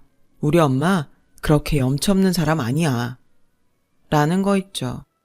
남자친구는 정말이지 제 마음에 1도 공감하지 못하고 대수롭지 않게 말했어요. 그리고 혼자만 신이 나 있는데 저는 정말이지 이러지도 저러지도 못하다 결국 뱃속의 아이와 상처 많은 저희 엄마를 생각해 결혼식을 올리게 됐어요. 식은 제가 배가 불러오면 다른 친척들이 알아본다고 예정보다 빨리 올렸고 이제는 시어머니가 된 그의 어머니는 저에게 이 애는 허니문 베이비야. 알겠지? 절대 누구한테도 들키면 안 된다. 잊지 마. 허니문 베이비야. 라며 신신당부를 하셨어요.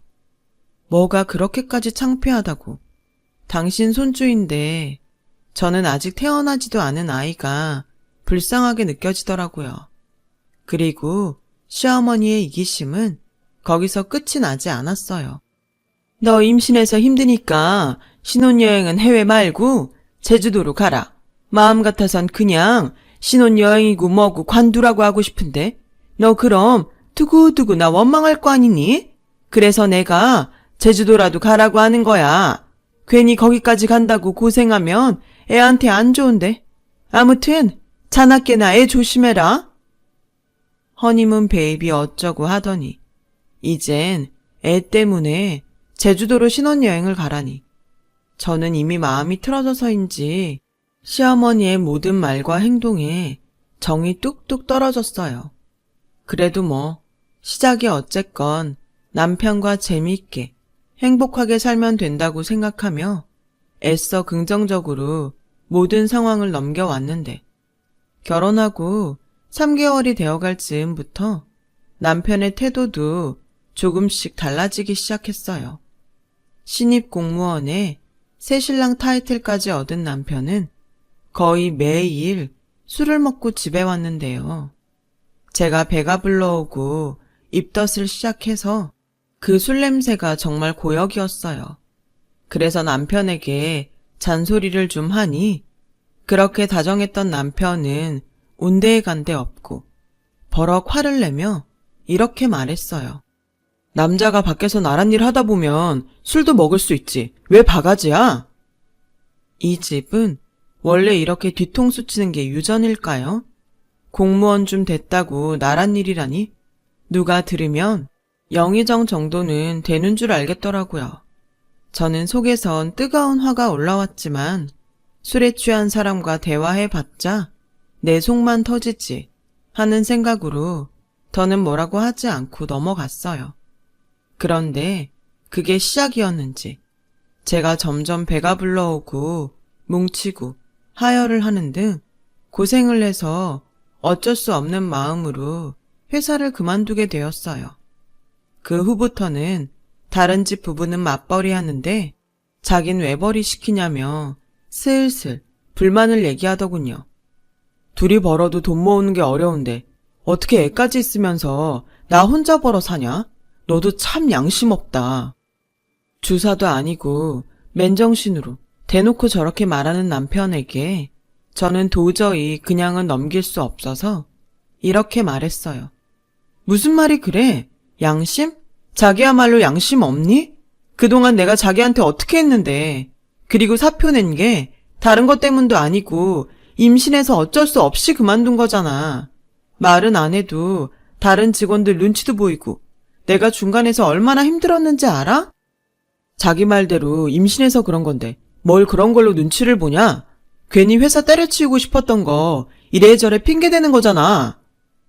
저는 말도 통하지 않고 저에 대해 이해하려는 마음이 없는 남편과 더는 대화를 하고 싶지 않아 입을 꾹 닫았어요. 그리고 꼭 무슨 짓을 해서라도 출산 후 바로 복직을 하리라 이를 갈았어요. 그런데 그렇게 제 속을 긁어놓고도 속이 시원하지 않았는지 사건이 또 벌어졌어요. 그날도 남편은 술이 떡이 돼서 집에 들어왔는데 남편이 거실 바닥에 쓰러져 자는 사이 바닥에 남편의 핸드폰이 떨어져 있었어요. 저는 그러거나 말거나 무시하며 주방으로 가는데 핸드폰에 자꾸만 전화도 아닌 것이 진동이 오는 게 거슬리기 시작했어요. 평소라면 별 관심도 없었을 남편의 핸드폰. 하지만 그날은 무슨 호기심인지 남편의 핸드폰을 확인하고 싶었죠. 확인은 아주 쉬웠어요. 평소 제가 자기 폰에 관심이 없다는 걸 안 남편은 그 흔한 핸드폰 패턴도 없었거든요.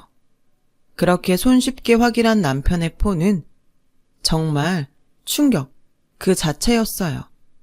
남편은 세상 무서운 줄 모르고 그동안 여러 업소에서 술 접대를 받고 다녔던 거였어요.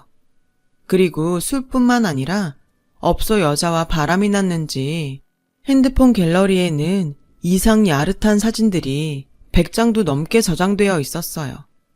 저는 정말 기가 막히고 코가 막혔는데 문자들과 사진이 저장된 날짜들을 확인하니 저와 막 결혼했을 때부터 이 남자는 그러고 다녔다는 걸 알게 되었어요.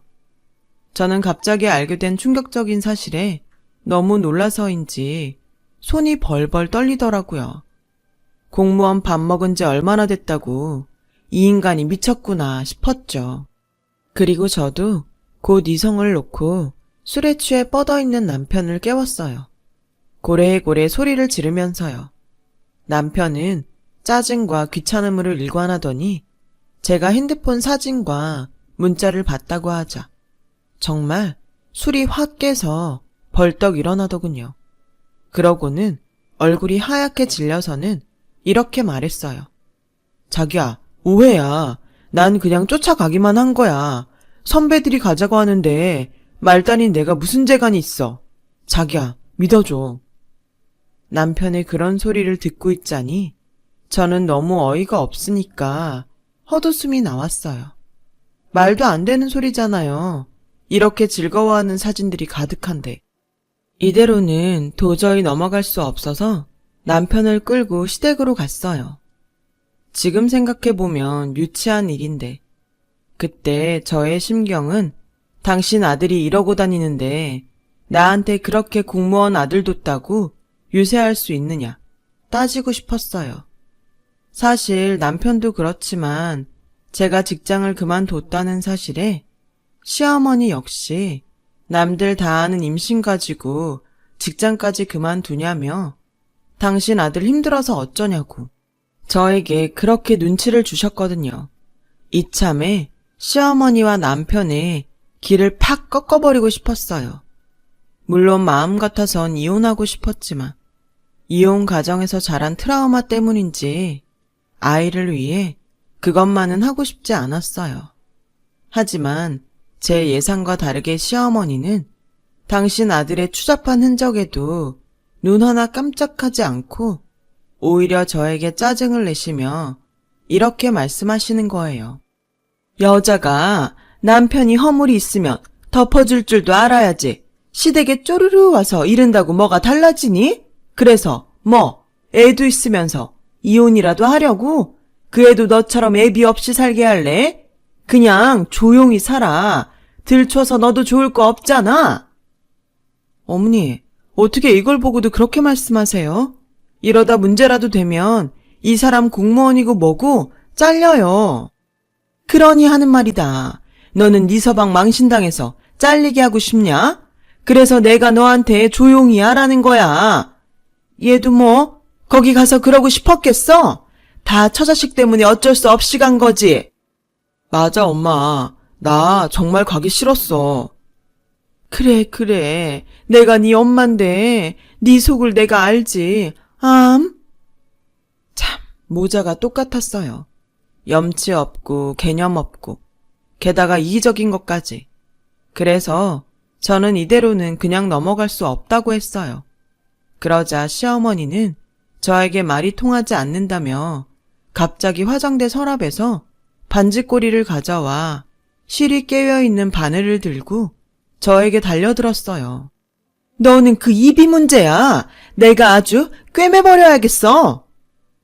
저는 눈앞에 바늘을 보고 순간 무서워서 있는 힘을 다해 시어머니를 밀쳐냈어요. 그러자 제 손 뒤로 밀린 시어머니가 제가 힘없는 자기를 밀쳤다며 통곡을 하기 시작하는데 정말 그런 소름이 없더라고요.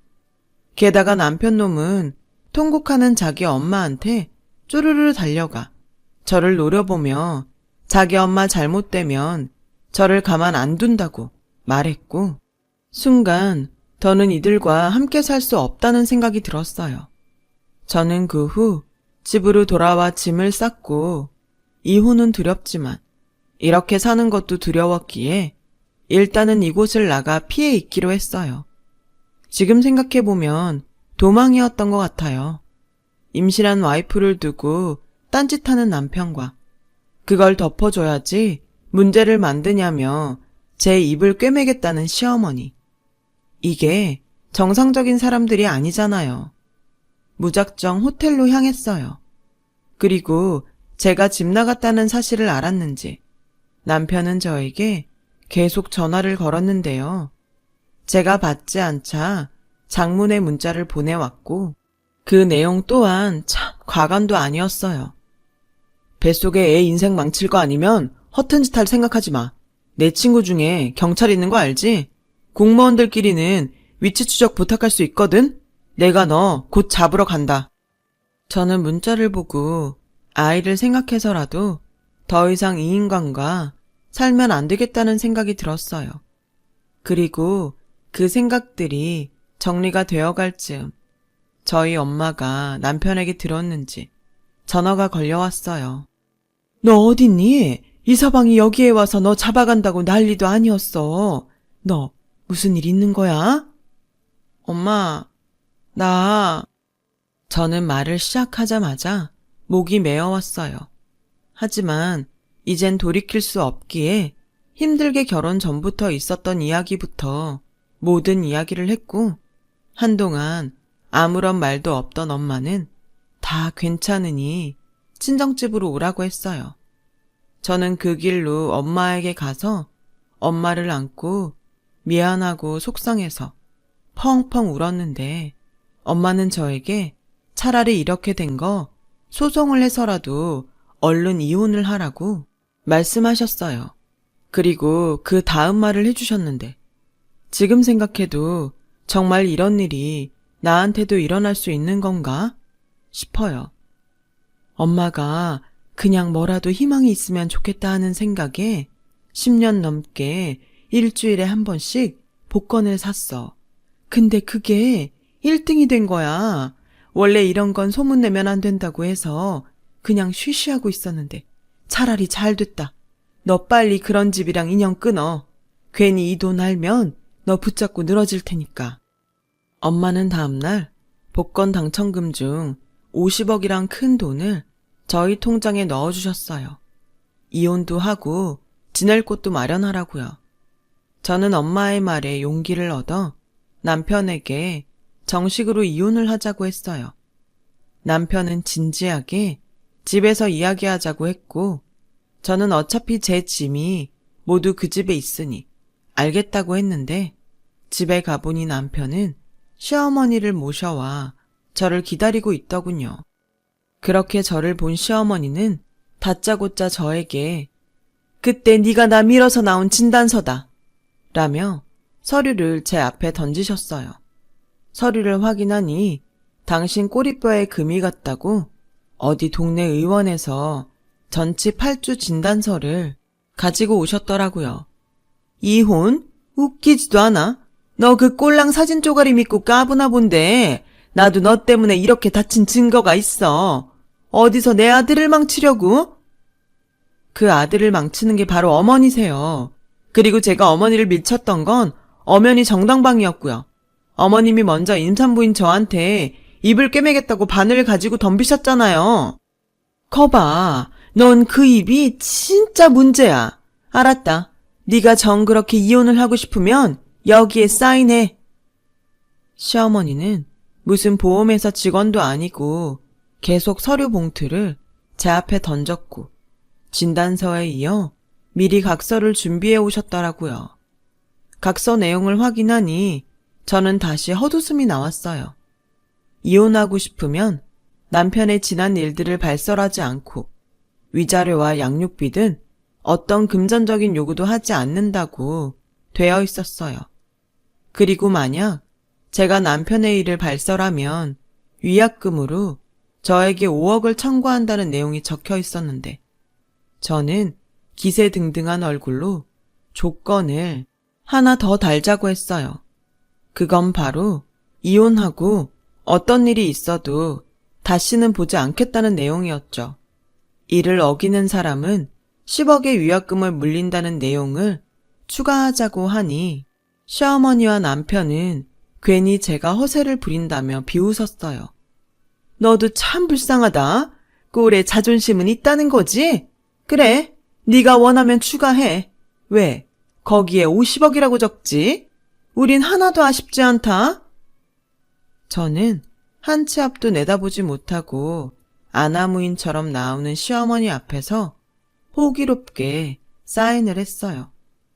돈이 이런 사람들 앞에서 이렇게 자신감을 높여주는 건지 상상도 못했거든요. 그 각서 내용을 준비하면서 저 두 사람이 어떤 생각을 했을지 짐작이 되니까 절로 웃음까지 나오더군요. 웃어? 네가 사회생활을 그만두더니 현실을 모르나 본데, 남자는 이혼해도 직업 좋고 인물 좋으면 조건 좋은 여자가 줄을 선다. 너 같은 거 하나도 아쉽지 않다는 말이야. 막말로 네가 친정에 돈이 있니 빽이 있니? 어디서 구질구질하고 말 많은 게 덜컥 애 나가져서 내 아들 거저 얻어놓고. 아, 그 애는 우리 핏줄이 맞긴 하니? 내가 정말 그것부터 확인했어야 했는데. 나도 그렇고 얘도 그렇고 사람이 착해 빠져서 네 말만 고지 곧대로 믿었지 않니? 이젠 그런 걱정 안 하셔도 되겠네요. 어차피 이 애는 당신들 얼굴 볼 일 없으니까. 그리고 제가 아무리 현실을 몰라도 이거 하나는 잘 알아요. 부정부패는 결국 패가망신이라는 거. 저 뭐 하나 가진 것도 없는 게 주둥이만 나불거리고 넌 언제고 그 주둥아리 때문에 화를 당할 거야. 막말 그만하시고요. 거기 꿀먹은 당신, 나 여기 사인했으니까 순순히 합의 이혼해. 그래, 각서부터 공증받고 나중에 후회한다고 취소해달라고 매달리지나 마. 나도 뭐 솔직히 진작부터 이혼하고 싶었어. 밖에 예쁘고 몸매 좋은 애들이 얼마나 많은데 나야말로 땡큐다. 저는 헤어질 때까지 막말을 쏟아내는 남편을 보고 이런 인간을 몰라보고 그 긴 시간을 보냈구나 하는 절망감도 들었어요. 그렇게 시간은 조금씩 흘러 저는 바라던 합의 이혼을 하게 되었어요. 가정법원은 뱃속에 아이가 있기에 조정기간을 주었지만 이미 저희는 부부 사이에 종지부를 찍었죠.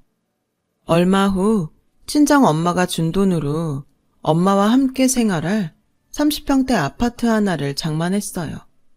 그리고 기다리던 조정기간이 끝나 남편과 제가 완전히 남남이 되던 날이 되었는데요.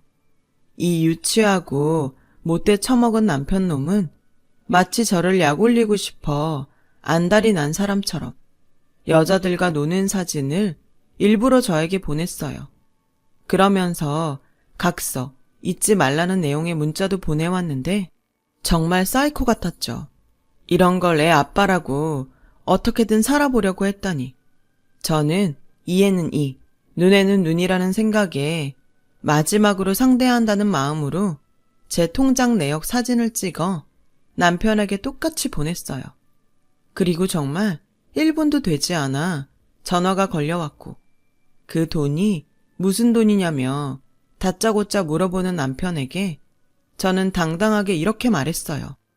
우리 엄마가 복권 당첨돼서 나한테 좀 줬어. 그러니까 이런 시답지 않은 문자 그만 보내. 나 당신한테 원하는 거 정말 하나도 없으니까. 자기야, 내가 미안해. 내가 잠깐 돌았었나 봐. 우리 애를 생각해야지. 그 애 아빠 없이 키울 거야? 내가 이렇게 있는데? 너 같은 아빠는 없는 게 나으니까. 기꺼이 아빠 없이 키울 거야. 걱정하지 마. 내가 아주 잘 키울 거니까. 그리고 잊은 거 아니지? 공증받은 각서. 만약 내 위치 조사하고 찾아오면 10억이야.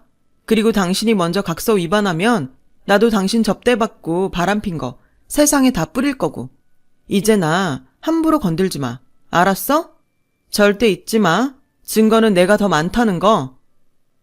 남편은 한동안 또 꿀먹은 벙어리처럼 아무 말도 없었고 저는 전화를 끊어버렸어요. 어찌나 속이 시원하던지. 돈 자랑은 한심한 거라고 생각했는데 그 순간은 그 많은 돈이 얼마나 고마웠는지 몰라요. 그리고 저의 소식은 시어머니에게 전해졌는지 그날 저녁 시어머니의 전화가 빗발치듯 걸려왔어요. 무슨 말을 할지 뻔히 다 아는데 전화를 받고 싶지 않아 핸드폰을 꺼놓으니 다음 날 시어머니의 음성 메시지가 도착해 있더군요. 얘 아가, 잘 지내니? 홀몸도 아닌데 어쩌고 있나? 내가 걱정이 이만저만이 아니다. 얘, 내가 생각을 해봤는데 막상 니들이 이혼한다고 생각하니 마음이 허전하고 쓰린 게 이건 아니구나 싶더라. 우리 손주도 있고 내가 너한테 그러는 게 아니었는데 내가 정말 다 잘못했다. 이거 들으면 마음 풀고 우리 다시 잘해보면 안 되겠니? 네가 마음만 바꿔준다면 내가 그땐 정말 너한테 잘할게. 우리 은석이도 정신 차렸다. 이젠 다시 그런 짓 안 한대. 원하면 각서도 써줄 수 있어. 그러니까 부디 마음 풀고 돌아와. 알겠지? 연락 기다리마. 그동안 미안했고, 사랑한다. 사랑은 개뿔. 자기 아들한테 듣고 태도를 바꿔놓고 마치 자기가 후회하는 척 연기하는 시어머니의 목소리에 저는 소름이 돋아 당장의 메시지를 삭제했어요. 그리고 그 길로 핸드폰 대리점을 찾아가 핸드폰 번호도 바꿔버렸죠. 집도 이사하고 핸드폰 번호도 바꿔서인지 그제야 저는 제가 바라던 자유를 얻을 수 있었어요. 그리고 감사하게도 무사히 건강한 딸아이를 출산했고요. 비록 탯줄 잘라주는 아빠는 없었지만 그런 사람들과 어떠한 접점도 만들지 않고 이 아이를 세상에 낳았다고 생각하니 그 순간 엄마로서 얼마나 뿌듯했는지 몰라요. 원래 엄마란 세상에서 가장 좋은 것만 주고 싶잖아요. 그렇게 제 딸아이는 무럭무럭 자라 올해로 딱 3번째 생일을 맞이했어요. 마치 지난날 고생한 것을 보상이라도 받듯 아이는 건강하고 사랑스럽게 크고 있어요. 그리고 저는 지금 예전에 다니던 회사 동료들과 뜻을 모아 작은 회사를 차려 운영하고 있어요. 물론 엄마의 당첨금으로 돈 걱정 없이 살 수도 있지만 엄연히 따지면 제가 번 돈도 아니고 자식 키우는 부모가 성실하게 세상을 살지 않으면 안 된다는 생각에 그 돈은 나중에 저희 아이를 위해 쓰려고 남겨뒀죠. 저희 엄마 역시도 갑자기 찾아온 행운을 나누지 않고 욕심내면 예전보다 더 불행해질 것 같다시며 저희 아이가 어린이집에 가 있는 시간 동안은 봉사활동을 하고 계세요. 그런데 정말 좋은 일은 돌고 도는지 자기 것을 나누겠다고 생각한 엄마는 보람과 마음씨 착한 지인들을 곁에 두게 되었고 덕분에 얼굴에 웃음주름이 예쁘게 생기셨어요. 그리고 얼마 전 정말 오랜만에 용기를 내서 대학 동기 모임에 나갔는데 우연히 남편의 소식을 건너 듣게 되었고 그 사람은 결국 하던 짓을 그만두지 못해 현장에서 딱 걸려 잘렸더라고요. 게다가 공무원 아들 믿고 돈놀이 하던 시어머니는 한순간에 사기꾼이 되었고 그 얼마 되지도 않는 돈을 가지고 자기 아들이랑 야반 도주를 했다나 봐요. 그러게 제가 부정부패의 끝은 패가망신이라고 알려줬는데 정말이지 모자가 똑같아도 너무 똑같은 거 있죠. 그들을 본보기 삼아 앞으로 정말 정직하고 성실하게 살아갈 생각이에요. 봉사활동하시는 엄마도 도우면서요. 언젠가 저희 딸이 크면 우리 3대 모녀가 사이 좋게 봉사하는 날도 올 수 있겠죠. 저는 벌써부터 그런 생각을 하니 제가 나이 먹는 것도 잊은 채 마냥 그날이 기다려지네요. 지금까지 저의 이야기 들어주셔서 감사합니다. 여러분들의 인생에도 크고 작은 기적이 함께하길 기도할게요. 여러분, 사연 댓글에 응원과 현명한 조언 부탁드려요. 좋아요와 구독은 저에게 큰 힘이 됩니다. 오늘도 좋은 일 가득하세요.